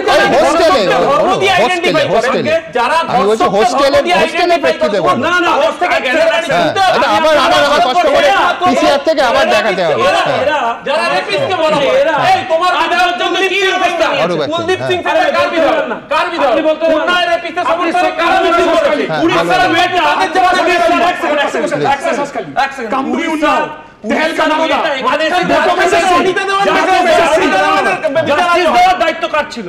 রাজ্য সরকারের ছিল। রাজ্য সরকার জাস্টিস দিতে পেরেছে? আজকে তার বাবাকে এখান থেকে মাথা নিচু করে মেয়েকে নিয়ে ফেরত যেতে হয়েছে, এতে বাংলার সম্মান বেড়েছে?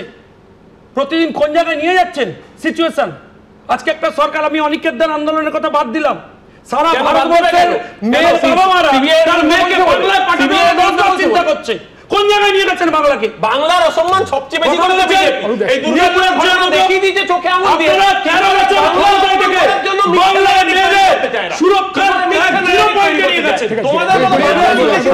সরকারি স্বাস্থ্য প্রতিষ্ঠান 14 মাস আগে যে নিরাপত্তা বাড়াতে প্রতিশ্রুতিগুলো দেয়া হয়েছিল, তারপর সেগুলোর কি হলো?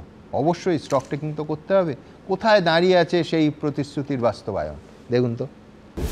এসএসকেএম থেকে উলুবেড়িয়া মেডিকেল কলেজ, কোথাও রোগিণীকে যৌন হেনস্থার অভিযোগ, কোথাও অভিযোগ চিকিৎসককে ধর্ষণের হুমকি দেবার। ফের একবার প্রশ্নের মুখে সরকারি হাসপাতালগুলির নিরাপত্তা, যা মনে করিয়ে দিচ্ছে গত বছর 9ই আগস্ট আর.জি. কর মেডিকেল কলেজের বুকে তোলপাড় ফেলে দেওয়া সেই ঘটনার কথা। অসহনীয় কষ্ট নিয়ে এক চিকিৎসকের তারই কর্মক্ষেত্রে শেষ হয়ে যাওয়া। এরপর সরকারি হাসপাতালে নিরাপত্তার অভাব নিয়ে অভিযোগ, ক্ষোভ বিক্ষোভ, আন্দোলন, মিছিলে মুখ্যমন্ত্রীর সঙ্গে জুনিয়র চিকিৎসকদের দফায় দফায় বৈঠক। এসবের পর একগুচ্ছ পদক্ষেপের কথা বলা হয়েছিল রাজ্য সরকারের তরফে। কর্মক্ষেত্রে মহিলাদের নিরাপত্তা সুনিশ্চিত করতে বেঁধে দেওয়া হয়েছিল নির্দিষ্ট গাইডলাইন, যেখানে বলা হয়েছিল মহিলাদের জন্য আলাদা করে শৌচাগার ও রেস্টরুম রাখতে হবে, রাতে ডিউটিতে রাখতে হবে মহিলা ভলেন্টিয়ারদের, মহিলাদের জন্য নির্দিষ্ট করা জায়গা পুরোটা সিসিটিভির আওতায় রাখতে হবে, রাতের শিফটে কাজ করা মহিলাদেরকে অ্যালার্ম ডিভাইস সহ নির্দিষ্ট মোবাইল অ্যাপ বাধ্যতামূলকভাবে ডাউনলোড করতে হবে, যে অ্যাপ সংযুক্ত থাকবে স্থানীয় থানা বা স্থানীয় পুলিশ কন্ট্রোল রুমের সঙ্গে। এরই সঙ্গে উল্লেখযোগ্যভাবে হাসপাতালগুলির জন্য আলাদা করে নির্দেশিকা দিয়ে বলা হয়েছিল ফ্যাকাল্টি, স্টাফ, নিরাপত্তা রক্ষীদের জন্য আইডেন্টিটি কার্ড দেখানো বাধ্যতামূলক। কিন্তু এসএসকে মেডিকেল কলেজে যে ঘটনা ঘটে গেল, তারপর প্রশ্ন উঠছে সরকারি হাসপাতালে সরকারের এই নির্দেশ কি আদৌ মানা হয়? পরপর যে ঘটনাগুলি ঘটলো, এই যে উলুবেড়িয়া মেডিকেল কলেজ, এই যে বীরভূমের মোহাম্মদপুরে একটি স্বাস্থ্যকেন্দ্রের ভেতরেতে সিএইচওর ওপর 22খানা স্টিচ পড়লো, ইট দিয়ে আঘাত করা হয়েছে। তারপর এই যে আমরা দেখতে পেলাম যে এসএসকেএম এ নাবালিকার সঙ্গে মলেস্টেশন, এটা প্রমাণ করে যে রোগী পরিবার, রোগিনী এবং চিকিৎসক কেউই কিন্তু সুরক্ষিত নন, এবং এটা আলটিমেটলি একটা অ্যাডমিনিস্ট্রেটিভ ফেলিওর, একটা স্টেটের ফেলিওর। এদিকে এই নিয়ে রাজনীতি আছে, রাজনীতির পথে। আমাদের সৌভাগ্য এখনো পর্যন্ত কোনো হাইকোর্টের বিচারপতি সেজে কেউ ঢুকে পড়েনি হসপিটালের মধ্যে। সব জায়গায় চিত্র এক, এটা দুষ্কৃতীদের রাজ্য হয়ে গেছে। সরকারের কোনো নিয়ন্ত্রণ নেই, সমাজ বিরোধীরা মনে করছে তাদের সরকার এটা। পুলিশ বলে কোনো কিছুর অস্তিত্ব এই মুহূর্তে পশ্চিমবঙ্গে নেই, এবং পুলিশকে মেরুদণ্ড যত তৃণমূল পরিকল্পিতভাবে ভেঙে দিয়েছে। অত্যন্ত খারাপ ঘটনা। পুলিশ সঙ্গে সঙ্গে ব্যবস্থা নিয়েছে, সবাই যা যা ব্যবস্থা নিয়েছে, কারণ একটা বিকৃত মানসিকতার লোক। এবার সেটা বাকিটা পুলিশ প্রশাসন তারা তদন্ত করে নিশ্চিতভাবে দেখছে।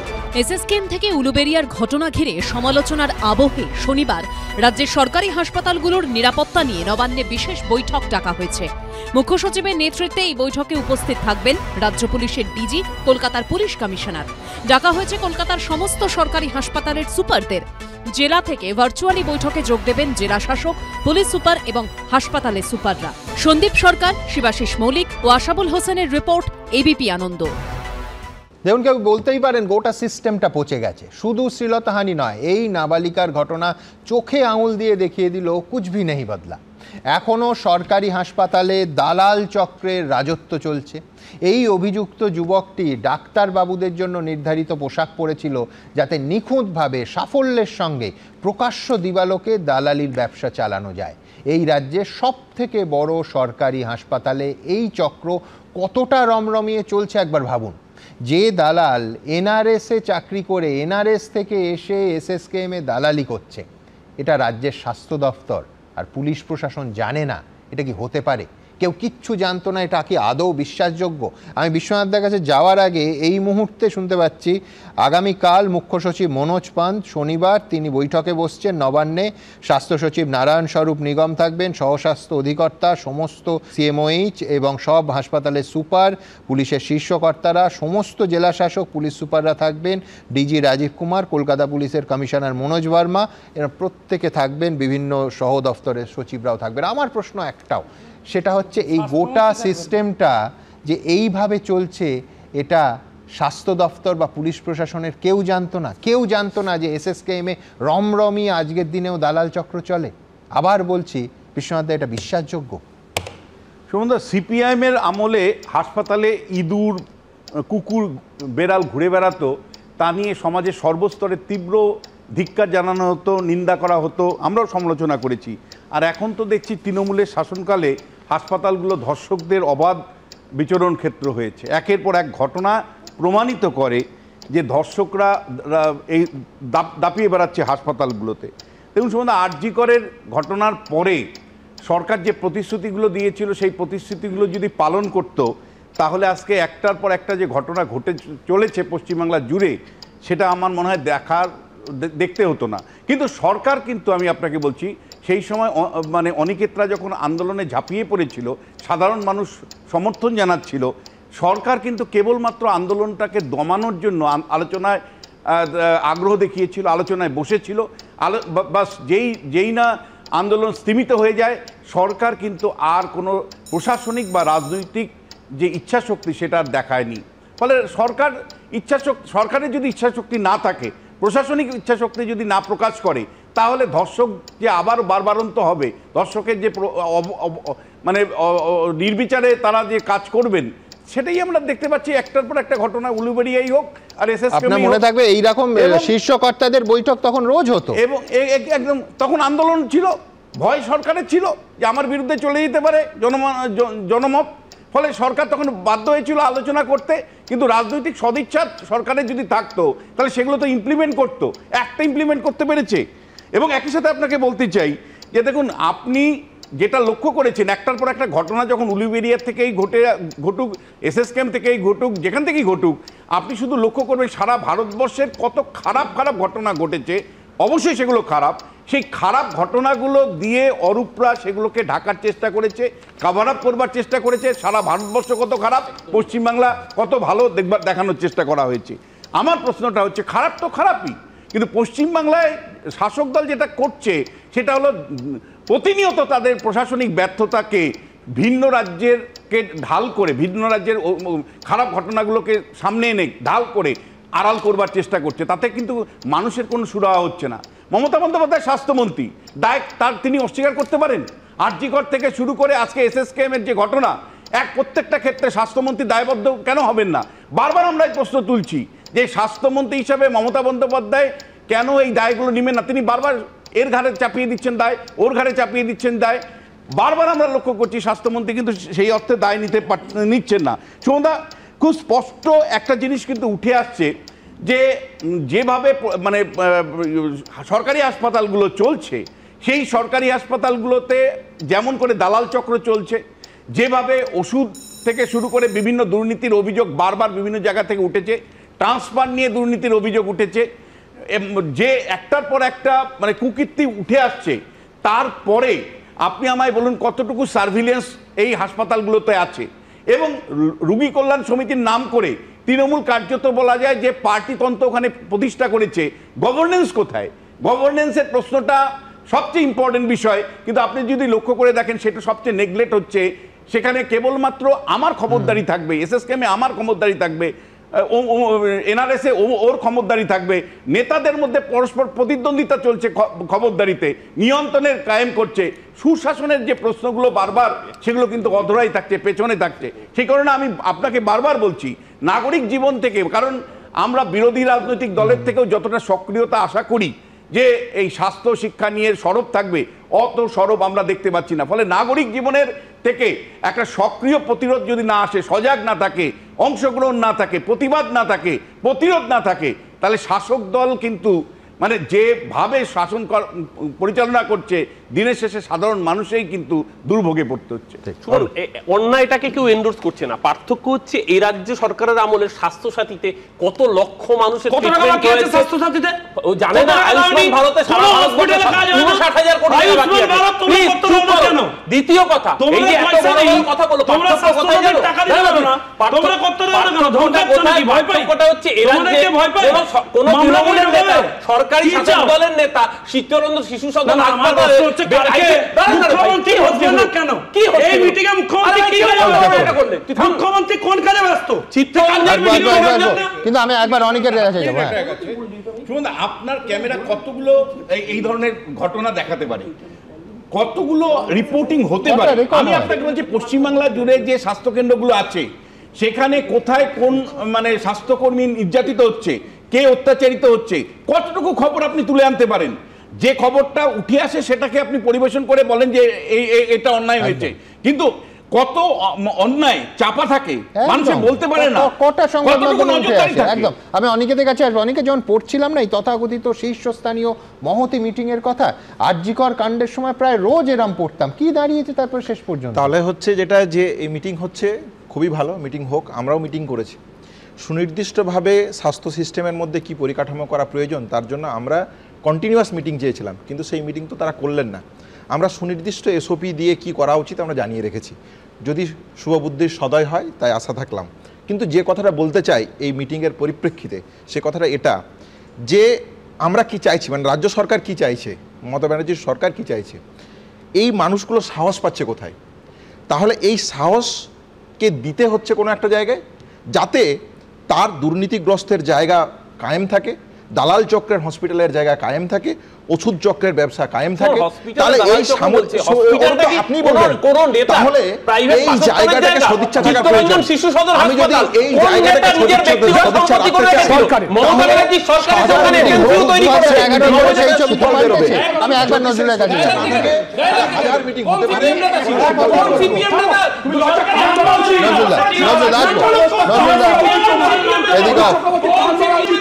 আর আগামীকাল মুখ্য সচিব, স্বাস্থ্য সচিব, অন্য কর্মকর্তাদের নিয়ে মিটিং করছেন, কিন্তু তাদের কারো এরকম সৎসাহস হবে না যে আমাদের রাজ্যের স্বাস্থ্যমন্ত্রী, যিনি মুখ্যমন্ত্রীও পুলিশ মন্ত্রীও, তাকে তার বলচাল পাল্টানোর কথা বলতে। কেন বলছি? আরজি করে বা দুর্গাপুর হাসপাতালে ঘটনা নিয়ে তিনি কি বলেছেন এখানে নিয়ে আলোচনা হয়েছে আমি বলছি না, কিন্তু সেইটাই প্রথম নয়। পার্ক স্ট্রিটে ঘটনা, বলাৎকারের ঘটনার পর কি বলেছিলেন? সাজানো ঘটনা। আর তিনি যেই বলেছিলেন তারপর ঘটনার সময় কমিশনারকে বলেছিলেন আপনার আচরণ ঠিক করুন, এমন ভাবে বলছেন যেন আপনি মানে একেবারে শেষ করতে দিন, তারপর আপনি বলেন। উনি বলার পরপর কিন্তু পুলিশ কমিশনার প্রেস কনফারেন্স করে বলে দিলেন যেটা সাজানো ঘটনা। তাহলে উনি না বললে পুলিশ কমিশনের পক্ষেটা বলা সম্ভব ছিল না। পরবর্তীকালে কিন্তু প্রমাণ হলো যেটা সাজানো ঘটনা নয়, যিনি প্রমাণ করলেন তাকে কিন্তু পুরস্কার দেওয়া হয়নি, তিরস্কার করা হলো।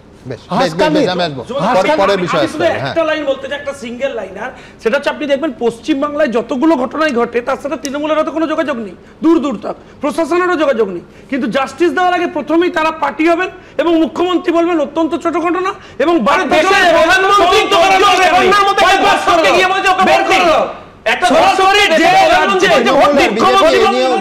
কিন্তু আপনারা জানেন এই মুহূর্তে আপনারা Facebook, YouTube, x, Instagram, thread সব জায়গায় মন্তব্য পাঠাতে পারেন।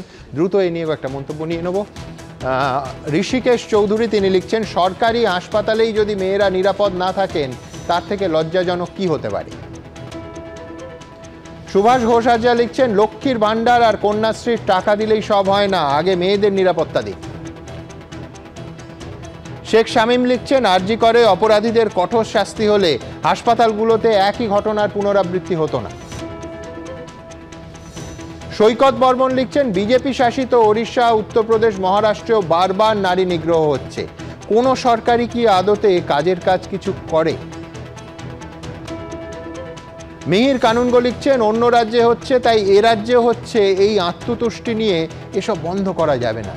আর এইখান থেকে অবশ্যই আমি পরবর্তী প্রতিবেদনে আসব, যেটা দেখাবো যে ফের আক্রমণের শিকার হলো সংবাদ মাধ্যম, এবার একেবারে পুলিশের হাতে আক্রান্ত হলো এবিপি আনন্দ।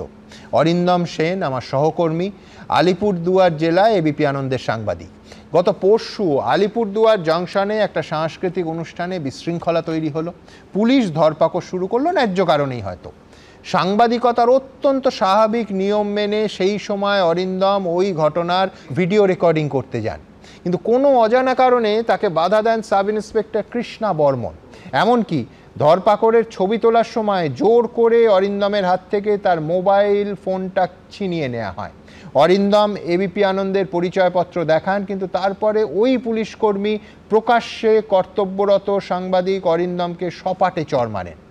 ঘটনাস্থলে উপস্থিত অরিন্দমের পরিবারের সদস্যরা যখন প্রতিবাদ করেন, তাদেরও শারীরিকভাবে হেনস্থা করা হয় এবং তাদের হুমকিও দেন ওই এসআই কৃষ্ণা বর্মন। বৃহস্পতিবার অরিন্দম আলিপুরদুয়ার থানায় ওই পুলিশকর্মীর বিরুদ্ধে লিখিত অভিযোগ দায়ের করেছেন, কিন্তু 24 ঘন্টা কেটে গেলেও সাংবাদিক পেটানো ওই পুলিশ অফিসারের বিরুদ্ধে কোনো ব্যবস্থা নেওয়া হয়নি। গতকাল দেখছিলাম যে বাজি ফাটানোর পর লাঠি চালানোর জন্য কোচবিহারের পুলিশ সুপারকে বদলি করে দেয়া হলো, কিন্তু আমরা পরিষ্কার জানতে চাই কবে সাংবাদিককে চড় মারা পুলিশ অফিসারের বিরুদ্ধে পদক্ষেপ নেবে প্রশাসন। তাহলে কি এ রাজ্যে সাংবাদিক পেটালে 7 খুন মাফ? এবার নিশ্চয়ই অরূপ আঙুল তুলছে, কেউ নিশ্চয়ই বলবেন যে উত্তরপ্রদেশে সাংবাদিকদের সঙ্গে কি হয়। অর্থহীন ভাষায় আমরা বলছি যে উত্তরপ্রদেশের প্রয়াগরাজে যেভাবে সাংবাদিক লক্ষ্মী নারায়ণ সিংকে কুপিয়ে হত্যা করা হয়েছে তা ঘৃণ্য, তা ধিক্কারযোগ্য। কিন্তু আমার প্রশ্ন, তাহলে কি এই যে অরিন্দম এখনো প্রাণে বেঁচে আছে তার জন্য আমরা রাজ্য সরকারকে ধন্যবাদ জানাবো? এই হাল হয়েছে আমাদের। আগে প্রতিবেদন, তারপর আলোচনা আসবো। পেশায় সাংবাদিক, প্রকাশ্য জায়গায় দাঁড়িয়ে খবরের জন্য ছবি তুলছিলেন, কিন্তু তার জন্যই পরিবারের সামনে চূড়ান্ত পুলিশি নিগ্রহের শিকার হলেন এবিপি আনন্দর আলিপুরদুয়ারের প্রতিনিধি অরিন্দম সেন। কলার ধরে টেনে হিঁচড়ে এনে তাকে সপাটে চড় মারেন এই মহিলা সাব ইন্সপেক্টর কৃষ্ণা বর্মন। বুধবার রাতে আলিপুরদুয়ার জংশনে একটি সাংস্কৃতিক অনুষ্ঠানে বিশৃঙ্খলা তৈরি হলে পুলিশ ধরপাকড় শুরু করে। তখন সেখানে উপস্থিত ছিলেন এবিপি আনন্দর সাংবাদিক অরিন্দম সেন। মাঠে হুড়োহুড়ি দেখে একজন সাংবাদিকের পেশাগত দায়বদ্ধতা থেকে তিনি ঘটনার ছবি তুলতে শুরু করেন। তখনই এবিপি আনন্দর সাংবাদিক অরিন্দম সেনের হাত থেকে মোবাইল ফোন ছিনিয়ে নেন এসআই কৃষ্ণা বর্মন। অরিন্দম সাংবাদিকের পরিচয়পত্র দেখালে তাকে সপাটে চড় মারেন ওই সাব ইন্সপেক্টর। তখন সেখানে উপস্থিত ছিলেন অরিন্দমের স্ত্রীও। তার সামনেই সাংবাদিক স্বামীকে চূড়ান্ত হেনস্থা করেন সাব ইন্সপেক্টর কৃষ্ণা বর্মন। ওর কলার ধরে টানতে টানতে একজন লেডি অফিসার হবে কি কনস্টেবল হবে আই ডোন্ট নো, সে আসছে এবং তার মোবাইলটা স্ন্যাচ করছে এবং আমি দেখলাম সপাটে একটা চোর মারলো তাকে। তখন আমি দৌড়ে গেলাম, কারণ আমার হাজবেন্ড যার নিগ্রহ হয়েছে তার কিন্তু 2 মাসও হয়নি, তার অপারেশন হয়েছে, মেজর 2টো অপারেশন হয়েছে। আমি চিৎকার করতে করতে যাচ্ছি যে ওনার মেজর অপারেশন হয়েছে, প্লিজ ওনাকে ছাড়ুন। ওই মহিলা অফিসার এতটা মিসবিহেভ করলো, উনি আমাকে পর্যন্ত টানছেন যে আমি চল তোকে পর্যন্ত নিয়ে যাবো, চল তোকে ভর্তি করবো, এইভাবে। আইন শৃঙ্খলা সমস্যা হলে পুলিশের কাজ তা সামলানো, আর সাংবাদিকের কাজ সংবাদ সংগ্রহ করা। কিন্তু সেই কাজের জন্য একজন সাব ইন্সপেক্টরকে, এক সাংবাদিককে চড় মারার অধিকার কে দিল? কোন স্পর্ধায় এই ধিক্কারযোগ্য কাজ করলেন তিনি? রিপোর্টারকে হেনস্থা করা কি পুলিশের কাজ হতে পারে নাকি? কোন পুলিশি ম্যানুয়ালে এমনটা লেখা আছে? একজন মহিলা পুলিশ অফিসার একজন রিপোর্টারকে এইরকম ভাবে অত্যাচার এবং মারধর করছেন, এবং সেটা খোদ পুলিশ প্রশাসনের তরফ থেকে আছে। আমি আপনাদের যারা সাংবাদিক বন্ধুরা রয়েছেন, যারা কাজ করছেন, নির্ভয়ে কাজ করার কথা বলছি। যদি পুলিশ প্রশাসন কোনো ব্যবস্থা না নেয়, প্রয়োজনে আদালতের দ্বারস্থ হতে হবে। সাব ইন্সপেক্টর কৃষ্ণা বর্মনকে আগেই পুলিশ লাইনে ক্লোজ করা হয়েছিল। এবিপি আনন্দ সাংবাদিককে চড় মারার ঘটনায় বৃহস্পতিবার অভিযোগ দায়ের করা হলেও এখনো পর্যন্ত সাব ইন্সপেক্টরের বিরুদ্ধে কোনো পদক্ষেপ নেওয়া হয়নি। কালীপুজোর দিন কোচবিহারে বাজি ফাটানোয় কয়েকজনকে মারধরের অভিযোগ ওঠে পুলিশ সুপার দ্যুতিমান ভট্টাচার্যের বিরুদ্ধে, জানিয়ে প্রবল বিতর্ক হয়। এরপর বৃহস্পতিবারই দ্যুতিমান ভট্টাচার্যকে পুলিশ সুপারের পদ থেকে রাজ্য সশস্ত্র পুলিশ বাহিনীর 3rd ব্যাটালিয়নের কমান্ড্যান্ট পদে বদলি করা হয়। এখানেই প্রশ্ন উঠছে, মারধরে অভিযুক্ত একজন এসপিকে যদি বদলি করা হয়, তাহলে একজন এসআই এর বিরুদ্ধে ব্যবস্থা নেওয়া হচ্ছে না কেন? নাকি এ রাজ্যে সাংবাদিক পেটানোর ছাড়পত্র আছে? আলিপুরদুয়ারের ঘটনা দেখো, একজন পুলিশ আধিকারিক সাংবাদিকের কাছে মোবাইল কাটলো, হেনস্থা করলো, তারপরে সে লিখিত অভিযোগ দিল, তার কোনো বিধান বা প্রতিবিধান এখনো হলো না। এই যে ডিসপ্যারিটি, এটা হচ্ছে রাজ্য সরকার দেখে দেখে, প্রশাসনও কিন্তু দেখে দেখে জায়গা মতো বুঝে বুঝে তারপরে অ্যাকশনটা নেয়। এটা কিন্তু খুব দৃষ্টিকটু। ইতিমধ্যেই এই ঘটনা ঘিরে সমালোচনার ঝড় আছড়ে পড়েছে। তবে প্রকাশ্যে এই ঘটনার পরও এসআই এর বিরুদ্ধে ব্যবস্থা নিতে পুলিশের এত গড়িমসি কিসের? কিসে আটকাচ্ছে? এবিপি আনন্দ। সুমন, এই ঘটনা তো নিন্দনীয়। প্রথম কথা, আলিপুরদুয়ার ডিস্ট্রিক্ট প্রেস ক্লাবও একটা অভিযোগ করেছিল এবং তার ফলো আপ হিসেবে the superintendent of police has stated that the concern female police officer has been removed from all her duties for the time being, এবং তাকে নিলম্বিত করা হয়েছে। আমরা আবারও বলছি, তফাৎ ছিল, তফাৎ আছে, তফাৎ থাকবে। এ রাজ্যের বুকে অন্যায় হলে সরকার প্রপার তদন্ত হবে। এটা উত্তরপ্রদেশ নয়, দেখুন বিজেপির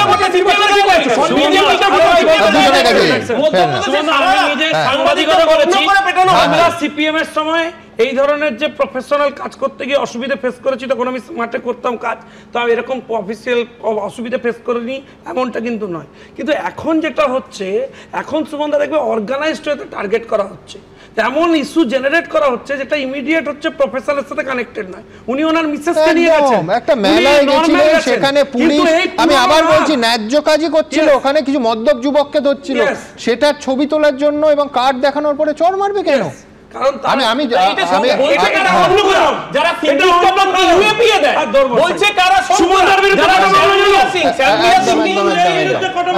প্রথমত আমি বলবো যে এটা জানি আই ওয়াশ না হয়, আমি পরিষ্কার দৃষ্টান্তমূলক শাস্তি চাই। তুমি একটা মানে কর্তব্যরত একটা সাংবাদিককে মারধর করবে, তাকে পার্সোনালি হ্যাকেল করবে, এখন দৃষ্টান্তমূলক মানে ইয়ে চাই, শাস্তি চাই, এটা জানি লোক দেখানো না হয়। অনেক সময় কি হয়, ঘটনাটা উত্তেজনা আছে, ওই মুহূর্তে একটা কমিউনিকেট করে দিলাম, টেলিভিশনে বলে দিল অরূপ, পাস হয়ে গেল, ওখানে জানি শেষ না হয়।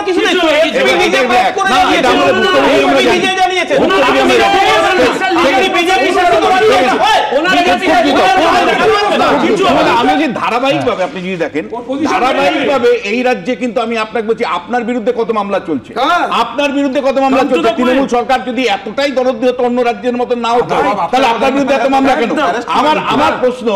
আমার প্রশ্ন হচ্ছে, এই রাজ্যে দিনের পর দিন যারা ইউটিউবার তারা জেলে থাকে, মহিলা ইউটিউবারদের মানে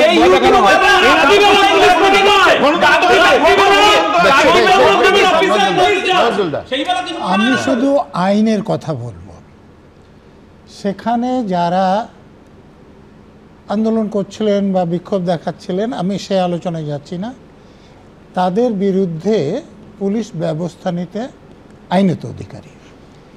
কিন্তু একজন সাংবাদিক, পুলিশরা যেমন ডিউটি করছে, সাংবাদিকতার ডিউটি করছিলেন, তো একজন ডিউটি করছেন এরকম কোনো লোককে পুলিশ আঘাত করলে সেটা যে ডিউটি করা অবস্থায় আঘাত করার যে সুযোগ সুপ্রিম কোর্টের জাজমেন্ট আছে তারা পায় না।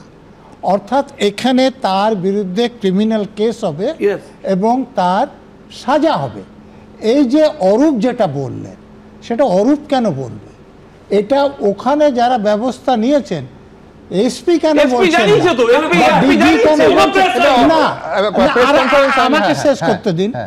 আর আমি এই সরকারের এই দলের সাসপেন্ড করা মানে জানি যে অফিসিয়াল কোনো অর্ডার হবে না, বলে দেওয়া হলো, তারপরে তিনি কাজ করবেন। উনার কাছে আপনারা যদি গিয়ে জিজ্ঞেস করেন তখন একটা অজুহাত দিয়ে দেবে, এটা পুরো ধামাচাপা দেওয়ার ব্যাপার। দেখুন, আমি প্রথমেই বলবো যে যে দায়িত্ব থেকে অব্যাহতি দেয়া বা এই মুহূর্তে দায়িত্ব থেকে সরিয়ে দেয়া মানে সাসপেন্ড নয়। টেকনিক্যালি পুরো বিষয়টা দেখতে হবে। অরূপ যেটা পড়লো সেটা দায়িত্ব থেকে সরিয়ে দেয়া। আমি বলছি সেটাও যদি স্টেপিং স্টোন হয়, সত্যি যে কোনো সাধারণ মানুষের মনে তো এই প্রশ্ন উঠবে, যদি কিছু লুকোতে না চায় পুলিশ বাহিনী, তাহলে কেন একজনের ক্যামেরার যেটা ন্যায়সঙ্গত কাজ করছে, আমি ধরে নিচ্ছি যে কিছু মদ্যপ যুবককে এলাকা থেকে সরিয়ে দিচ্ছে, মেলায় যারা অশান্তি করছিল, তো ভালো কাজ, তার জন্য পুলিশ কেন কর্তব্যরত সাংবাদিককে তার মোবাইল কেড়ে নেবে এবং তার পরিচয় জানার পরে তাকে আঘাত করবে? সব থেকে বড় প্রশ্ন এটা। কিন্তু আমি আবার সবটা আশা ছাড়তে চাই না। আমি বলবো যে এটা যেন স্টেপিং স্টোন হয়, এরপর যেন নিরপেক্ষ তদন্ত হয় এবং সেই তদন্তে এই পুলিশকর্মী ছবিতে যা দেখা যাচ্ছে, যদি এই বিষয়টি প্রমাণিত হয়, নিরপেক্ষ তদন্তের পর যেন কঠোরতম শাস্তি হয়, এই দাবি আমি করব। আবার বলবো যে কর্তব্য থেকে, হ্যাঁ নিশ্চয়ই ফলো আপ করবে, প্রতিদিন ফলো আপ করবে। কর্তব্য থেকে সরিয়ে দেওয়া আর সাসপেনশনের মধ্যে কিন্তু আইনত বিস্তর তফাৎ আছে। আইনজীবী এখানে আছেন, তিনি বলতে পারবেন। কিন্তু এইখান থেকে আইনের কথা যখন হচ্ছে, আমার পরবর্তী বিষয়ে যাব, সেটা হচ্ছে কলকাতা হাইকোর্টের মাননীয় বিচারপতি জয় সেনগুপ্তর এজলাসে যে মামলাটা হলো, তার রায় নিয়ে সম্পূর্ণ দুটি পক্ষ সম্পূর্ণ বিপরীতধর্মী দাবি করছে। আমি আগে প্রতিবেদনটা দেখাবো, যেখানে একদিকে এই যে রক্ষা কবচ শুভেন্দু অধিকারী, সেটা উড়ে গেল, পাশাপাশি কিন্তু 15টা পুলিশের করা এফআইআরও খারিজ হয়ে গেল। কিন্তু কোন দিকে পাল্লা ভারী, আমি আইন বিশেষজ্ঞ নই, আইনজ্ঞরা বলবেন। তার আগে প্রতিবেদনটা রাখবো আপনাদের সামনে। 26-এর বিধানসভা ভোটের আগে একই দিনে কলকাতা হাইকোর্টের নির্দেশে স্বস্তি অস্বস্তিতে শুভেন্দু অধিকারী। শুভেন্দু অধিকারীকে বিচারপতি রাজশেখর মান্থার দেওয়া রক্ষা কবচ শুক্রবার প্রত্যাহার করে নিল কলকাতা হাইকোর্ট। পাশাপাশি তাঁর বিরুদ্ধে দায়ের হওয়া 15টি মামলা খারিজও করলেন বিচারপতি জয় সেনগুপ্ত। রাজ্য প্রশাসনের বিরুদ্ধে বারবার মিথ্যে মামলায় জড়ানোর অভিযোগ তুলেছেন রাজ্যের বিরোধী দলনেতা শুভেন্দু অধিকারী। 2022 সালে সেই নিয়ে একটি বইও প্রকাশ করেন তিনি। সেখানে বিরোধী দলনেতার অভিযোগ, 2021-এর 5ই মের পর থেকে 27শে নভেম্বর অবধি তাঁর বিরুদ্ধে মোট 26টি মিথ্যে মামলা রুজু করেছে পুলিশ। এর বিরুদ্ধে হাইকোর্টের দ্বারস্থ হন শুভেন্দু অধিকারী। সেই মামলার প্রেক্ষিতে 2022 সালের 8ই ডিসেম্বর শুভেন্দু অধিকারীর বিরুদ্ধে দায়ের হওয়া সব এফআইআরে অন্তর্বর্তী স্থগিতাদেশ দেন বিচারপতি রাজশেখর মান্থা। শুক্রবার সেই সংক্রান্ত মামলার শুনানিতে বিচারপতি জয় সেনগুপ্ত বলেন, কোনো অন্তর্বর্তী নির্দেশ অনির্দিষ্টকালের জন্য হতে পারে না, এটা শেষ রয়েছে। এরপর রক্ষা কবচ প্রত্যাহার করে নেন তিনি। শুভেন্দু অধিকারী ব্যাপারটা একটা পুরান ব্যাপার আছে। তুমি আজকে কি করবে, অ্যারেস্ট হবে না। তুমি 7 দিন বাদে কি করবে জানি না, তুমি তাতেও অ্যারেস্ট হবে না। তুমি 1 মাস বাদে কি করবে জানি না, তুমি তখনও অ্যারেস্ট হবে না। তো আজকে মহামান্য হাইকোর্টের বিচারপতি জয় সেনগুপ্ত তিনি বলেছেন, এরকম অনির্দিষ্ট একটা অনিশ্চিত ব্যাপার অনির্দিষ্টকালীন রক্ষা কবচ হয় নাকি? শুভেন্দু অধিকারীর বিরুদ্ধে দায়ের হওয়া 15টি মামলাও এদিন খারিজ করেছে কলকাতা হাইকোর্ট। রাজ্য পুলিশ যে মমতার পীড়নক রাজনৈতিক টুল, এটা হাইকোর্টের আজকের রায় প্রমাণ হয়ে গেছে। আবার মিথ্যা মামলা করলে আবার হাইকোর্টে যেতে আমি পারবো, সে লিবার্টিও হাইকোর্ট দিয়েছে। অতএব দেখবি আর জ্বলবি, লুচির মতো ফুলবি। নন্দীগ্রামে হারিয়েছি, ভবানীপুরেও হারাবো, মমতাকে প্রাক্তন করবো, ওর ভাইপোকে জেলে পাঠাবো। শুভেন্দু অধিকারীর তরফে কোনো বক্তব্য থাকলে তা সোমবারের মধ্যে লিখিত আকারে জানাতে নির্দেশ দিয়েছেন বিচারপতি জয় সেনগুপ্ত। তারপর পরবর্তী পদক্ষেপ করবে আদালত। সৌভিক মজুমদার, আশাবুল হোসেন ও সৌমিত্র রায়ের রিপোর্ট, এবিপি আনন্দ। দেখুন, সোজা কথা বলি, আজ শুভেন্দু অধিকারীর মামলায় শাসক বিরোধী দুপক্ষই দাবি করছে যে তাদের জয় হয়েছে। শুধু তাই নয়, শাসক পক্ষ এতটাই উল্লসিত যে মনে হচ্ছে যে 2026-এর ফল আজ প্রকাশিত হয়ে গেছে, তারা বিপুলভাবে জয়ী হয়েছে, অথবা প্রচুর মামলা বকেয়া আছে, রক্ষা কবচ সরে যাওয়া, এক্ষুনি পুলিশ বাহিনী ঝাঁপিয়ে পড়বে। আবার অন্যদিকে বিরোধী পক্ষ দাবি করছে, যেহেতু এই একই রায় শুভেন্দু অধিকারীর বিরুদ্ধে রাজ্য পুলিশের করা 15টা এফআইআর খারিজ হয়ে গেছে, তাই আসল জয় বিরোধী দলনেতার আইনজীবীদের হয়েছে। এক আইনজীবী তো বলতে বলতে এত দূর বলে ফেললেন যে রক্ষা কবচ, কোট আনকোট রক্ষা কবচ শব্দটাই তিনি নাকি মিডিয়াতে আজই প্রথম শুনলেন। ভাবুন এই দুপক্ষের টানাপোড়েনের মধ্যে আসল সত্যিটা কি, এটাই আমার পরের বক্তা ফিরদৌস শামীমের কাছে জেনে নেব। এবং আমি আশা করব ফিরদৌস যে আইনজীবী হিসেবে তুমি সম্পূর্ণ নিরপেক্ষভাবে কোনো পক্ষপাত না করে মাননীয় বিচারপতি জয় সেনগুপ্তর আজকের রায়ের ব্যাখ্যাটা করবে। দেখুন, প্রথম কথা আমি তার আইনজীবী নই, এখনো অর্ডারটি যে নির্দেশটি এখনো আপলোড হয়নি, ফলে উভয় পক্ষ যে বক্তব্য দিয়েছে এবং এর আগের যে অন্তর্বর্তীকালীন নির্দেশ সেটার আমি তার ব্যাখ্যা দিতে পারি। প্রথম কথা বলি যে শুভেন্দু অধিকারীর বিরুদ্ধে কোনো এফআইআর করা যাবে না, এটা সম্পূর্ণ অসত্য কথা। যে অন্তর্বর্তীকালীন নির্দেশে কি বলা ছিল, অন্তর্বর্তীকালীন নির্দেশে বলা ছিল আদালতের অনুমতি সাপেক্ষে, অতএব এফআইআর করা যাবে না, এটা সম্পূর্ণ মিথ্যা কথা। আদালতের অনুমতি নিয়ে তিনি যদি খুন করতেন, ধর্ষণ করতেন, যদি কোনো হিনিয়াস ক্রাইম করতেন, নিশ্চিতভাবে আদালতের লিভ নিয়ে তার বিরুদ্ধে এফআইআর করা যেত, এটা প্রথম। দ্বিতীয় হচ্ছে আজকে 15টা এফআইআর কোয়াস্ট হয়ে গেছে, দ্যাট মিনস ওই 15টা এফআইআরে এমন কোনো মেটেরিয়াল ছিল না যেটা অফেন্সটা কনস্টিটিউট হয়। এবার এই বিএনএসে আন্ডার সেকশন 248 একটা সুন্দর প্রভিশন আছে, কি বলুন তো, ম্যালিসিয়াস প্রসিকিউশন, অর্থাৎ এই যে 15টা এফআইআর মিথ্যা ইন্টেনশন নিয়ে তার বিরুদ্ধে করা হয়েছিল, আমার শুভেন্দুবাবুর কাছে আবেদন থাকবে, কারণ এই গোটা রাজ্য জুড়ে রাজনৈতিক বিরোধী রাজনৈতিক কর্মীদের বিরুদ্ধে প্রচুর মিথ্যা মামলা হয়। এই যে 15টা মামলা মিথ্যা মামলা, যে ক্রিমিনাল প্রসিডিংসটা ইনিশিয়েট করা হয়েছিল যদি এই মিথ্যা উদ্দেশ্য নিয়ে, তাহলে আমি আশা করব শুভেন্দু ও ম্যালিসিয়াস প্রসিকিউশনের প্রসিডিংস ইনিশিয়েট করতে বাধ্য করবেন এবং তিনি শেষ পর্যন্ত লড়বেন, কারণ সাধারণ মানুষ লড়তে পারে না, সাধারণ রাজনৈতিক কর্মী লড়তে পারেন না। আমি আশা করব শুভেন্দুবাবু অন্ততপক্ষে সেই লড়াইটি লড়বেন। তৃতীয় কথা বলি, একই দিনে 15টা এফআইআর স্কোয়াশ হচ্ছে, এরকম নজির তোমার মনে পড়ে? খুব স্বল্প, এবং এটা থেকে পরিষ্কার যে ইন্টেনশনটা ব্যাড ছিল। একটা মানুষের বিরুদ্ধেই 15টা এফআইআর হচ্ছে, সেই 15টা এফআইআর একই সঙ্গে কোয়াস্ট হয়ে যাচ্ছে ফাইনাল অর্ডারে, দ্যাট মিনস ম্যালিসিয়াস ইন্টেনশন নিয়েই করা হয়েছিল। ফলে আমি আশা করব যে শুভেন্দুবাবু অন্ততপক্ষে ম্যালিসিয়াস প্রসিকিউশনের প্রসিডিংস ইনিশিয়েট করাতে বাধ্য করবেন এবং যারা যারা মিথ্যা মামলা করেছিল তাদের প্রত্যেককে জেলে পাঠাবেন তিনি। কারণ ম্যালিসিয়াস প্রসিকিউশনের ক্ষেত্রে যদি সাধারণভাবে 5 বছর, সর্বোচ্চ 2 লক্ষ টাকা, মানে 2 লক্ষ টাকা বা উভয়ই হতে পারে, আর যদি ডেথ বা লাইফ ইমপ্রিজনমেন্টের মতো কোনো প্রভিশন থেকে থাকে সেক্ষেত্রে কিন্তু 10 বছর জেল। ফলে এই যে যারা যারা এই মিথ্যা অভিযোগ করেন, যে দলের কথা শুনে একটা মিথ্যা অভিযোগ করে দিলাম, তারা কিন্তু ছাড় পাওয়ার কথা নয়, সাধারণ মানুষ করতে পারেন না, আমি আশা করব শুভেন্দুবাবু সেটা করবেন।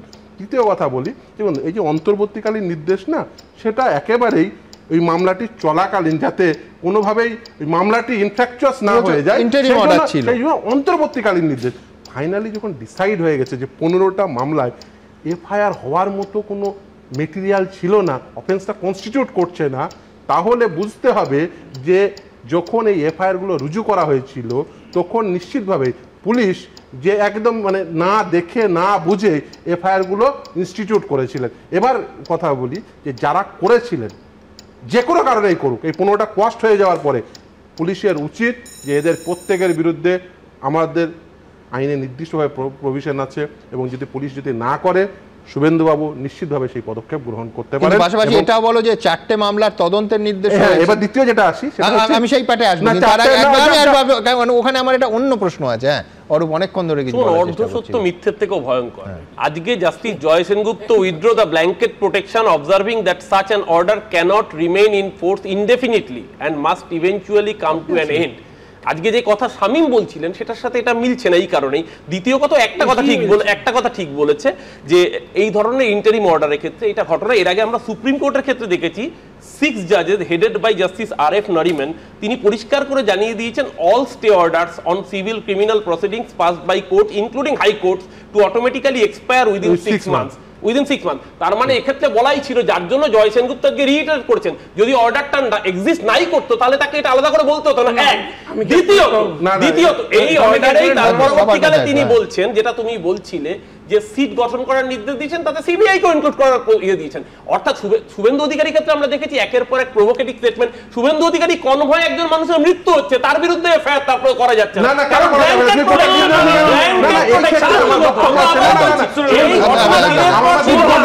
শুভেন্দু অধিকারী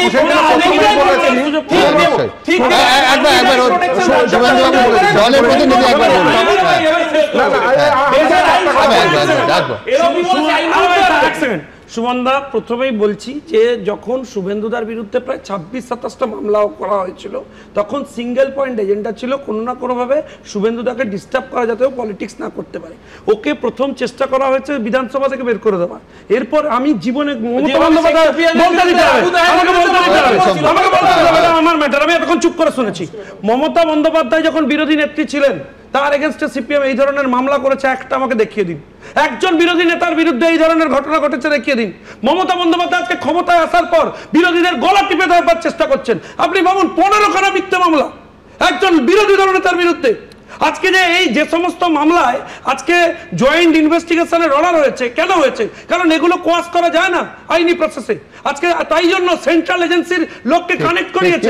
আমার আইনের একটা প্রশ্ন আছে, পাশাপাশি এটাও আমার প্রশ্ন থাকবে যে একেবারে আমি দুজনের কাছেই যাব, কিন্তু সোজা কথা যে কনভয়ের কথা যেহেতু উঠলো, আমরা এই ভিভিআইপি কালচার, কনভয় কালচারের বিরুদ্ধে সব সময়, কিন্তু রাজ্যের মুখ্যমন্ত্রী বা দেশের প্রধানমন্ত্রী বা দেশের অন্যান্য মন্ত্রী, রাজ্যের অন্যান্য মন্ত্রী, এই কিছুদিন আগে বিধায়ক শওকত মোল্লার কনভয় হয়েছে, তাহলে তাকে গ্রেফতার করা উচিত ছিল। কনভয়ের একটি গাড়িতে যদি একটি দুর্ঘটনা হয় তার জন্য যার কনভয়ে তিনি দায়ী হন। আমি জানি না আইন কি বলে, খুব ইন্টারেস্টিং, খুব ইন্টারেস্টিং।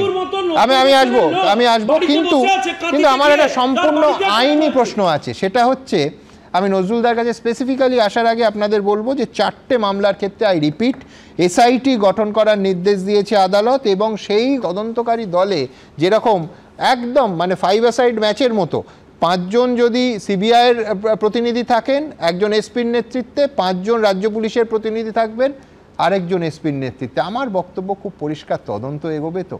কেউ সংশয় প্রকাশ করার জন্য নিঃসন্দেহে রাগ করতে পারেন, কিন্তু কিচ্ছু করার নেই। কেন এত বড় প্রশ্নটা তুললাম পরের প্রতিবেদনে দেখাচ্ছি। রক্ষা কবচ দিয়েছিলেন কলকাতা হাইকোর্টের বিচারপতি রাজাশেখর মান্থা। 3 বছর পর শুভেন্দু অধিকারী সেই রক্ষা কবচ প্রত্যাহার করলেন বিচারপতি জয় সেনগুপ্ত। এরই সঙ্গে শুভেন্দু অধিকারীর বিরুদ্ধে 15টি মামলা খারিজও করে দিয়েছেন তিনি। তবে বিরোধী দলনেতার বিরুদ্ধে 4টি মামলার তদন্ত সিবিআই এবং রাজ্য পুলিশের যৌথভাবে গঠিত সিট করবে বলে নির্দেশ দিয়েছে হাইকোর্ট। 18-20টা মামলা চ্যালেঞ্জ হয়েছিল, তার মধ্যে ওই 12-13টা মামলা ওর কোয়াশ করেছে, বাকি কটা মামলাতে স্টেটকে প্রসিড করতে বলেছে। Investigation will continue. আগেকার প্রোটেকশন অনুযায়ী তো সব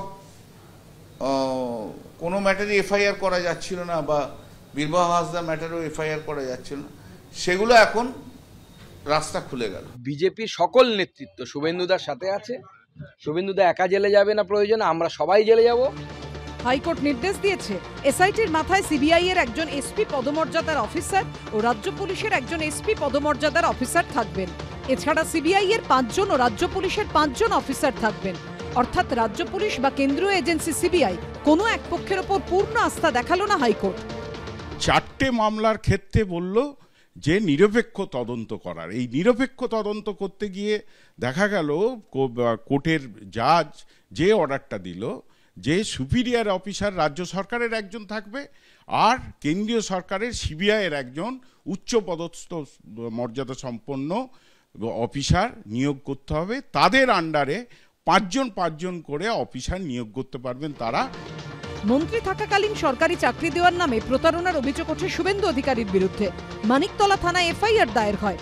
এছাড়াও বিজেপির কর্মসূচি থেকে পূর্ব মেদিনীপুরের পুলিশ সুপারকে হুমকি ও এক তৃণমূল কর্মীকে মারধরের অভিযোগ সহ মোট 4টি মামলায় শুভেন্দু অধিকারীর বিরুদ্ধে তদন্তের জন্য সিবিআই এবং রাজ্য পুলিশের যৌথ সিট গঠনের নির্দেশ দিয়েছে আদালত। এরকম ভাবে যদি ইনভেস্টিগেশন হয় তাহলে কিন্তু টোটাল ইনভেস্টিগেশনটা জিওপারডাইজ হবে। এই জন্য কারণটা হচ্ছে রাজ্য পুলিশের যিনি এসপি থাকবেন তিনি তার সুনির্দিষ্টভাবে এগোবে, এবং যিনি সিবিআই থেকে আসবেন তার একটা সুনির্দিষ্টভাবে এগোবেন।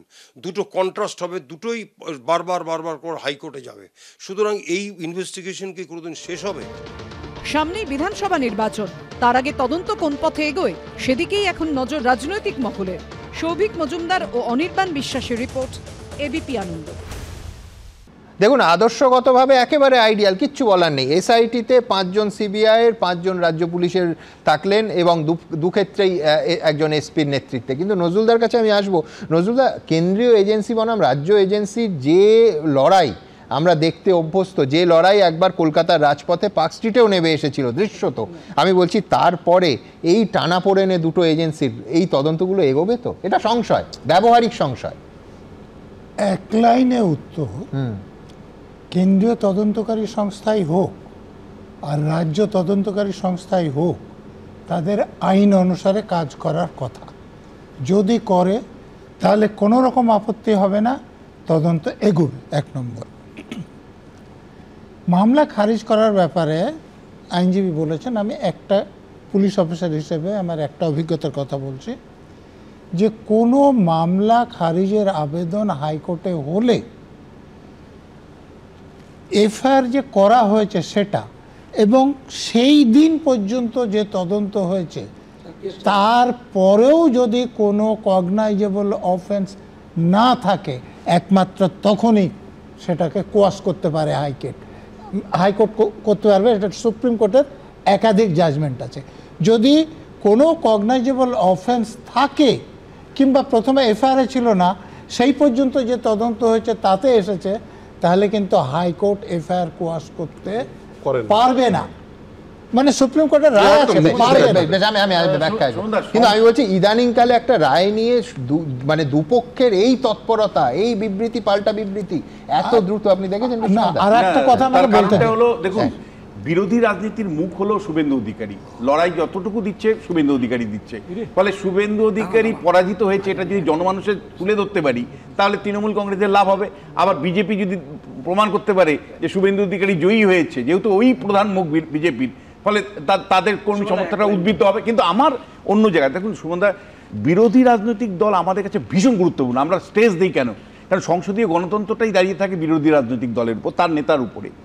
আমি আপনাকে বলছি, সেদিন রাজশেখর মান্তাকে নিয়ে মানে তৃণমূল একের পর এক মানে গালমন্দ করেছে, পোস্টার দিয়েছে, ব্যক্তিগত আক্রমণ করেছেন। তিনি তো রাইট ছিলেন। আমি আপনাকে বলছি, আমি আপনাকে বলছি, আজকে 15টা মামলা, মানে সেদিন রাজশেখর মান্তা কি বলেছিলেন যে ভাই তুমি যদি মানে বিরোধী নেতার বিরুদ্ধে যদি এফআইআর করতে চাও তাহলে কোর্টে আসো, কোর্টে এসে প্রমাণ করো, তারপরে তুমি এফআইআর করো।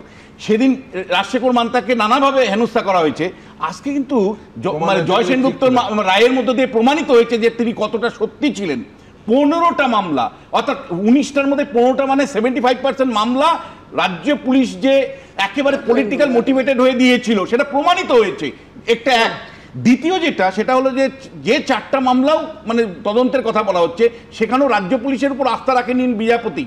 রাজ্য পুলিশকে ভেবে দেখা দরকার যে একদিকে আপনারা পলিটিক্যাল মাস্টারদের দ্বারা নিয়ন্ত্রিত হয়ে ভুয়ো মামলা দিয়েছেন প্রধান বিরোধী দলের উপর, আর তারপরে আপনার যে সমস্ত মামলা দিয়েছে আপনার উপর বিচার ব্যবস্থা আপনার উপর আস্থা রাখেনি।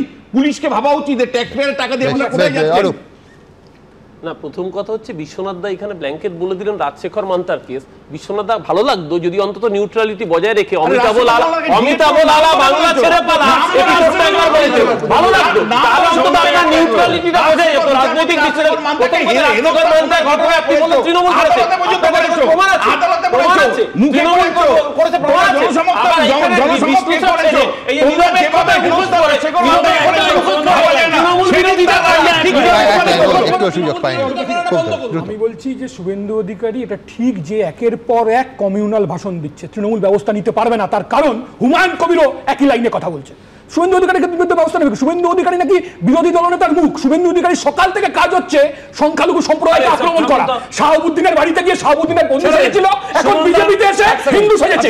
সে কোনোদিন বিরোধী দলের মুখ নেই। আমি বলছি এক সেকেন্ড, আমি বলছি মীনাক্ষী কতদিন জেলে ছিল? কতদিন জেলে ছিল? নওশাদ সিদ্দিকী একজন এমএলএ 2 মাস জেলে ভরে দিয়েছিলে। কতবার জেল হয়েছে? কতবার জেল হয়েছে? কতবার জেল হয়েছে? আমার বক্তব্য হচ্ছে তৃণমূল কংগ্রেসের অনেকে আজকে আনন্দ করেছেন, লাফিয়েছেন, পার্টি করছেন, তাদেরকে ওপেন চ্যালেঞ্জ দিচ্ছি, দম থাকলে শুভেন্দু অধিকারীকে ছুঁয়ে দেখান। আপনাদের মতো অনেক লড়াই করে শুভেন্দু অধিকারী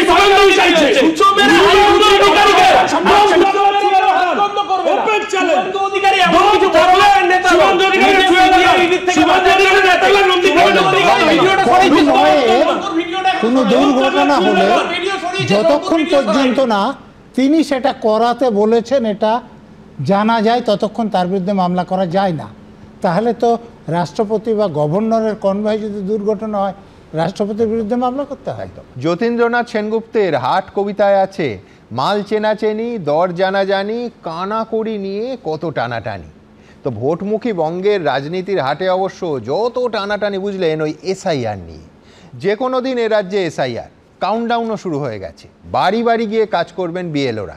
ইতিমধ্যেই তৃণমূলের নেতা মন্ত্রীরা হুঙ্কার ছেড়ে রেখেছেন যে একজনও বৈধ ভোটার বাদ গেলে তাঁরা কিন্তু ছেড়ে কথা বলবেন না। উল্টো দিকে বিজেপি বলছে আসলে ভোটার লিস্টে ভূত ধরা পড়বে বলেই তৃণমূলের এত ভয়। আর দু তরফের মারমুখী মেজাজের মাঝখানে পড়ে একেবারে হাঁসফাঁস করছেন বিএলওরা। এই সমস্ত কিছু নিয়েই অ্যানিমেশনের রসিকতা করলাম। রসিকতার জন্য কেস দেবেন না প্লিজ। দেখুন,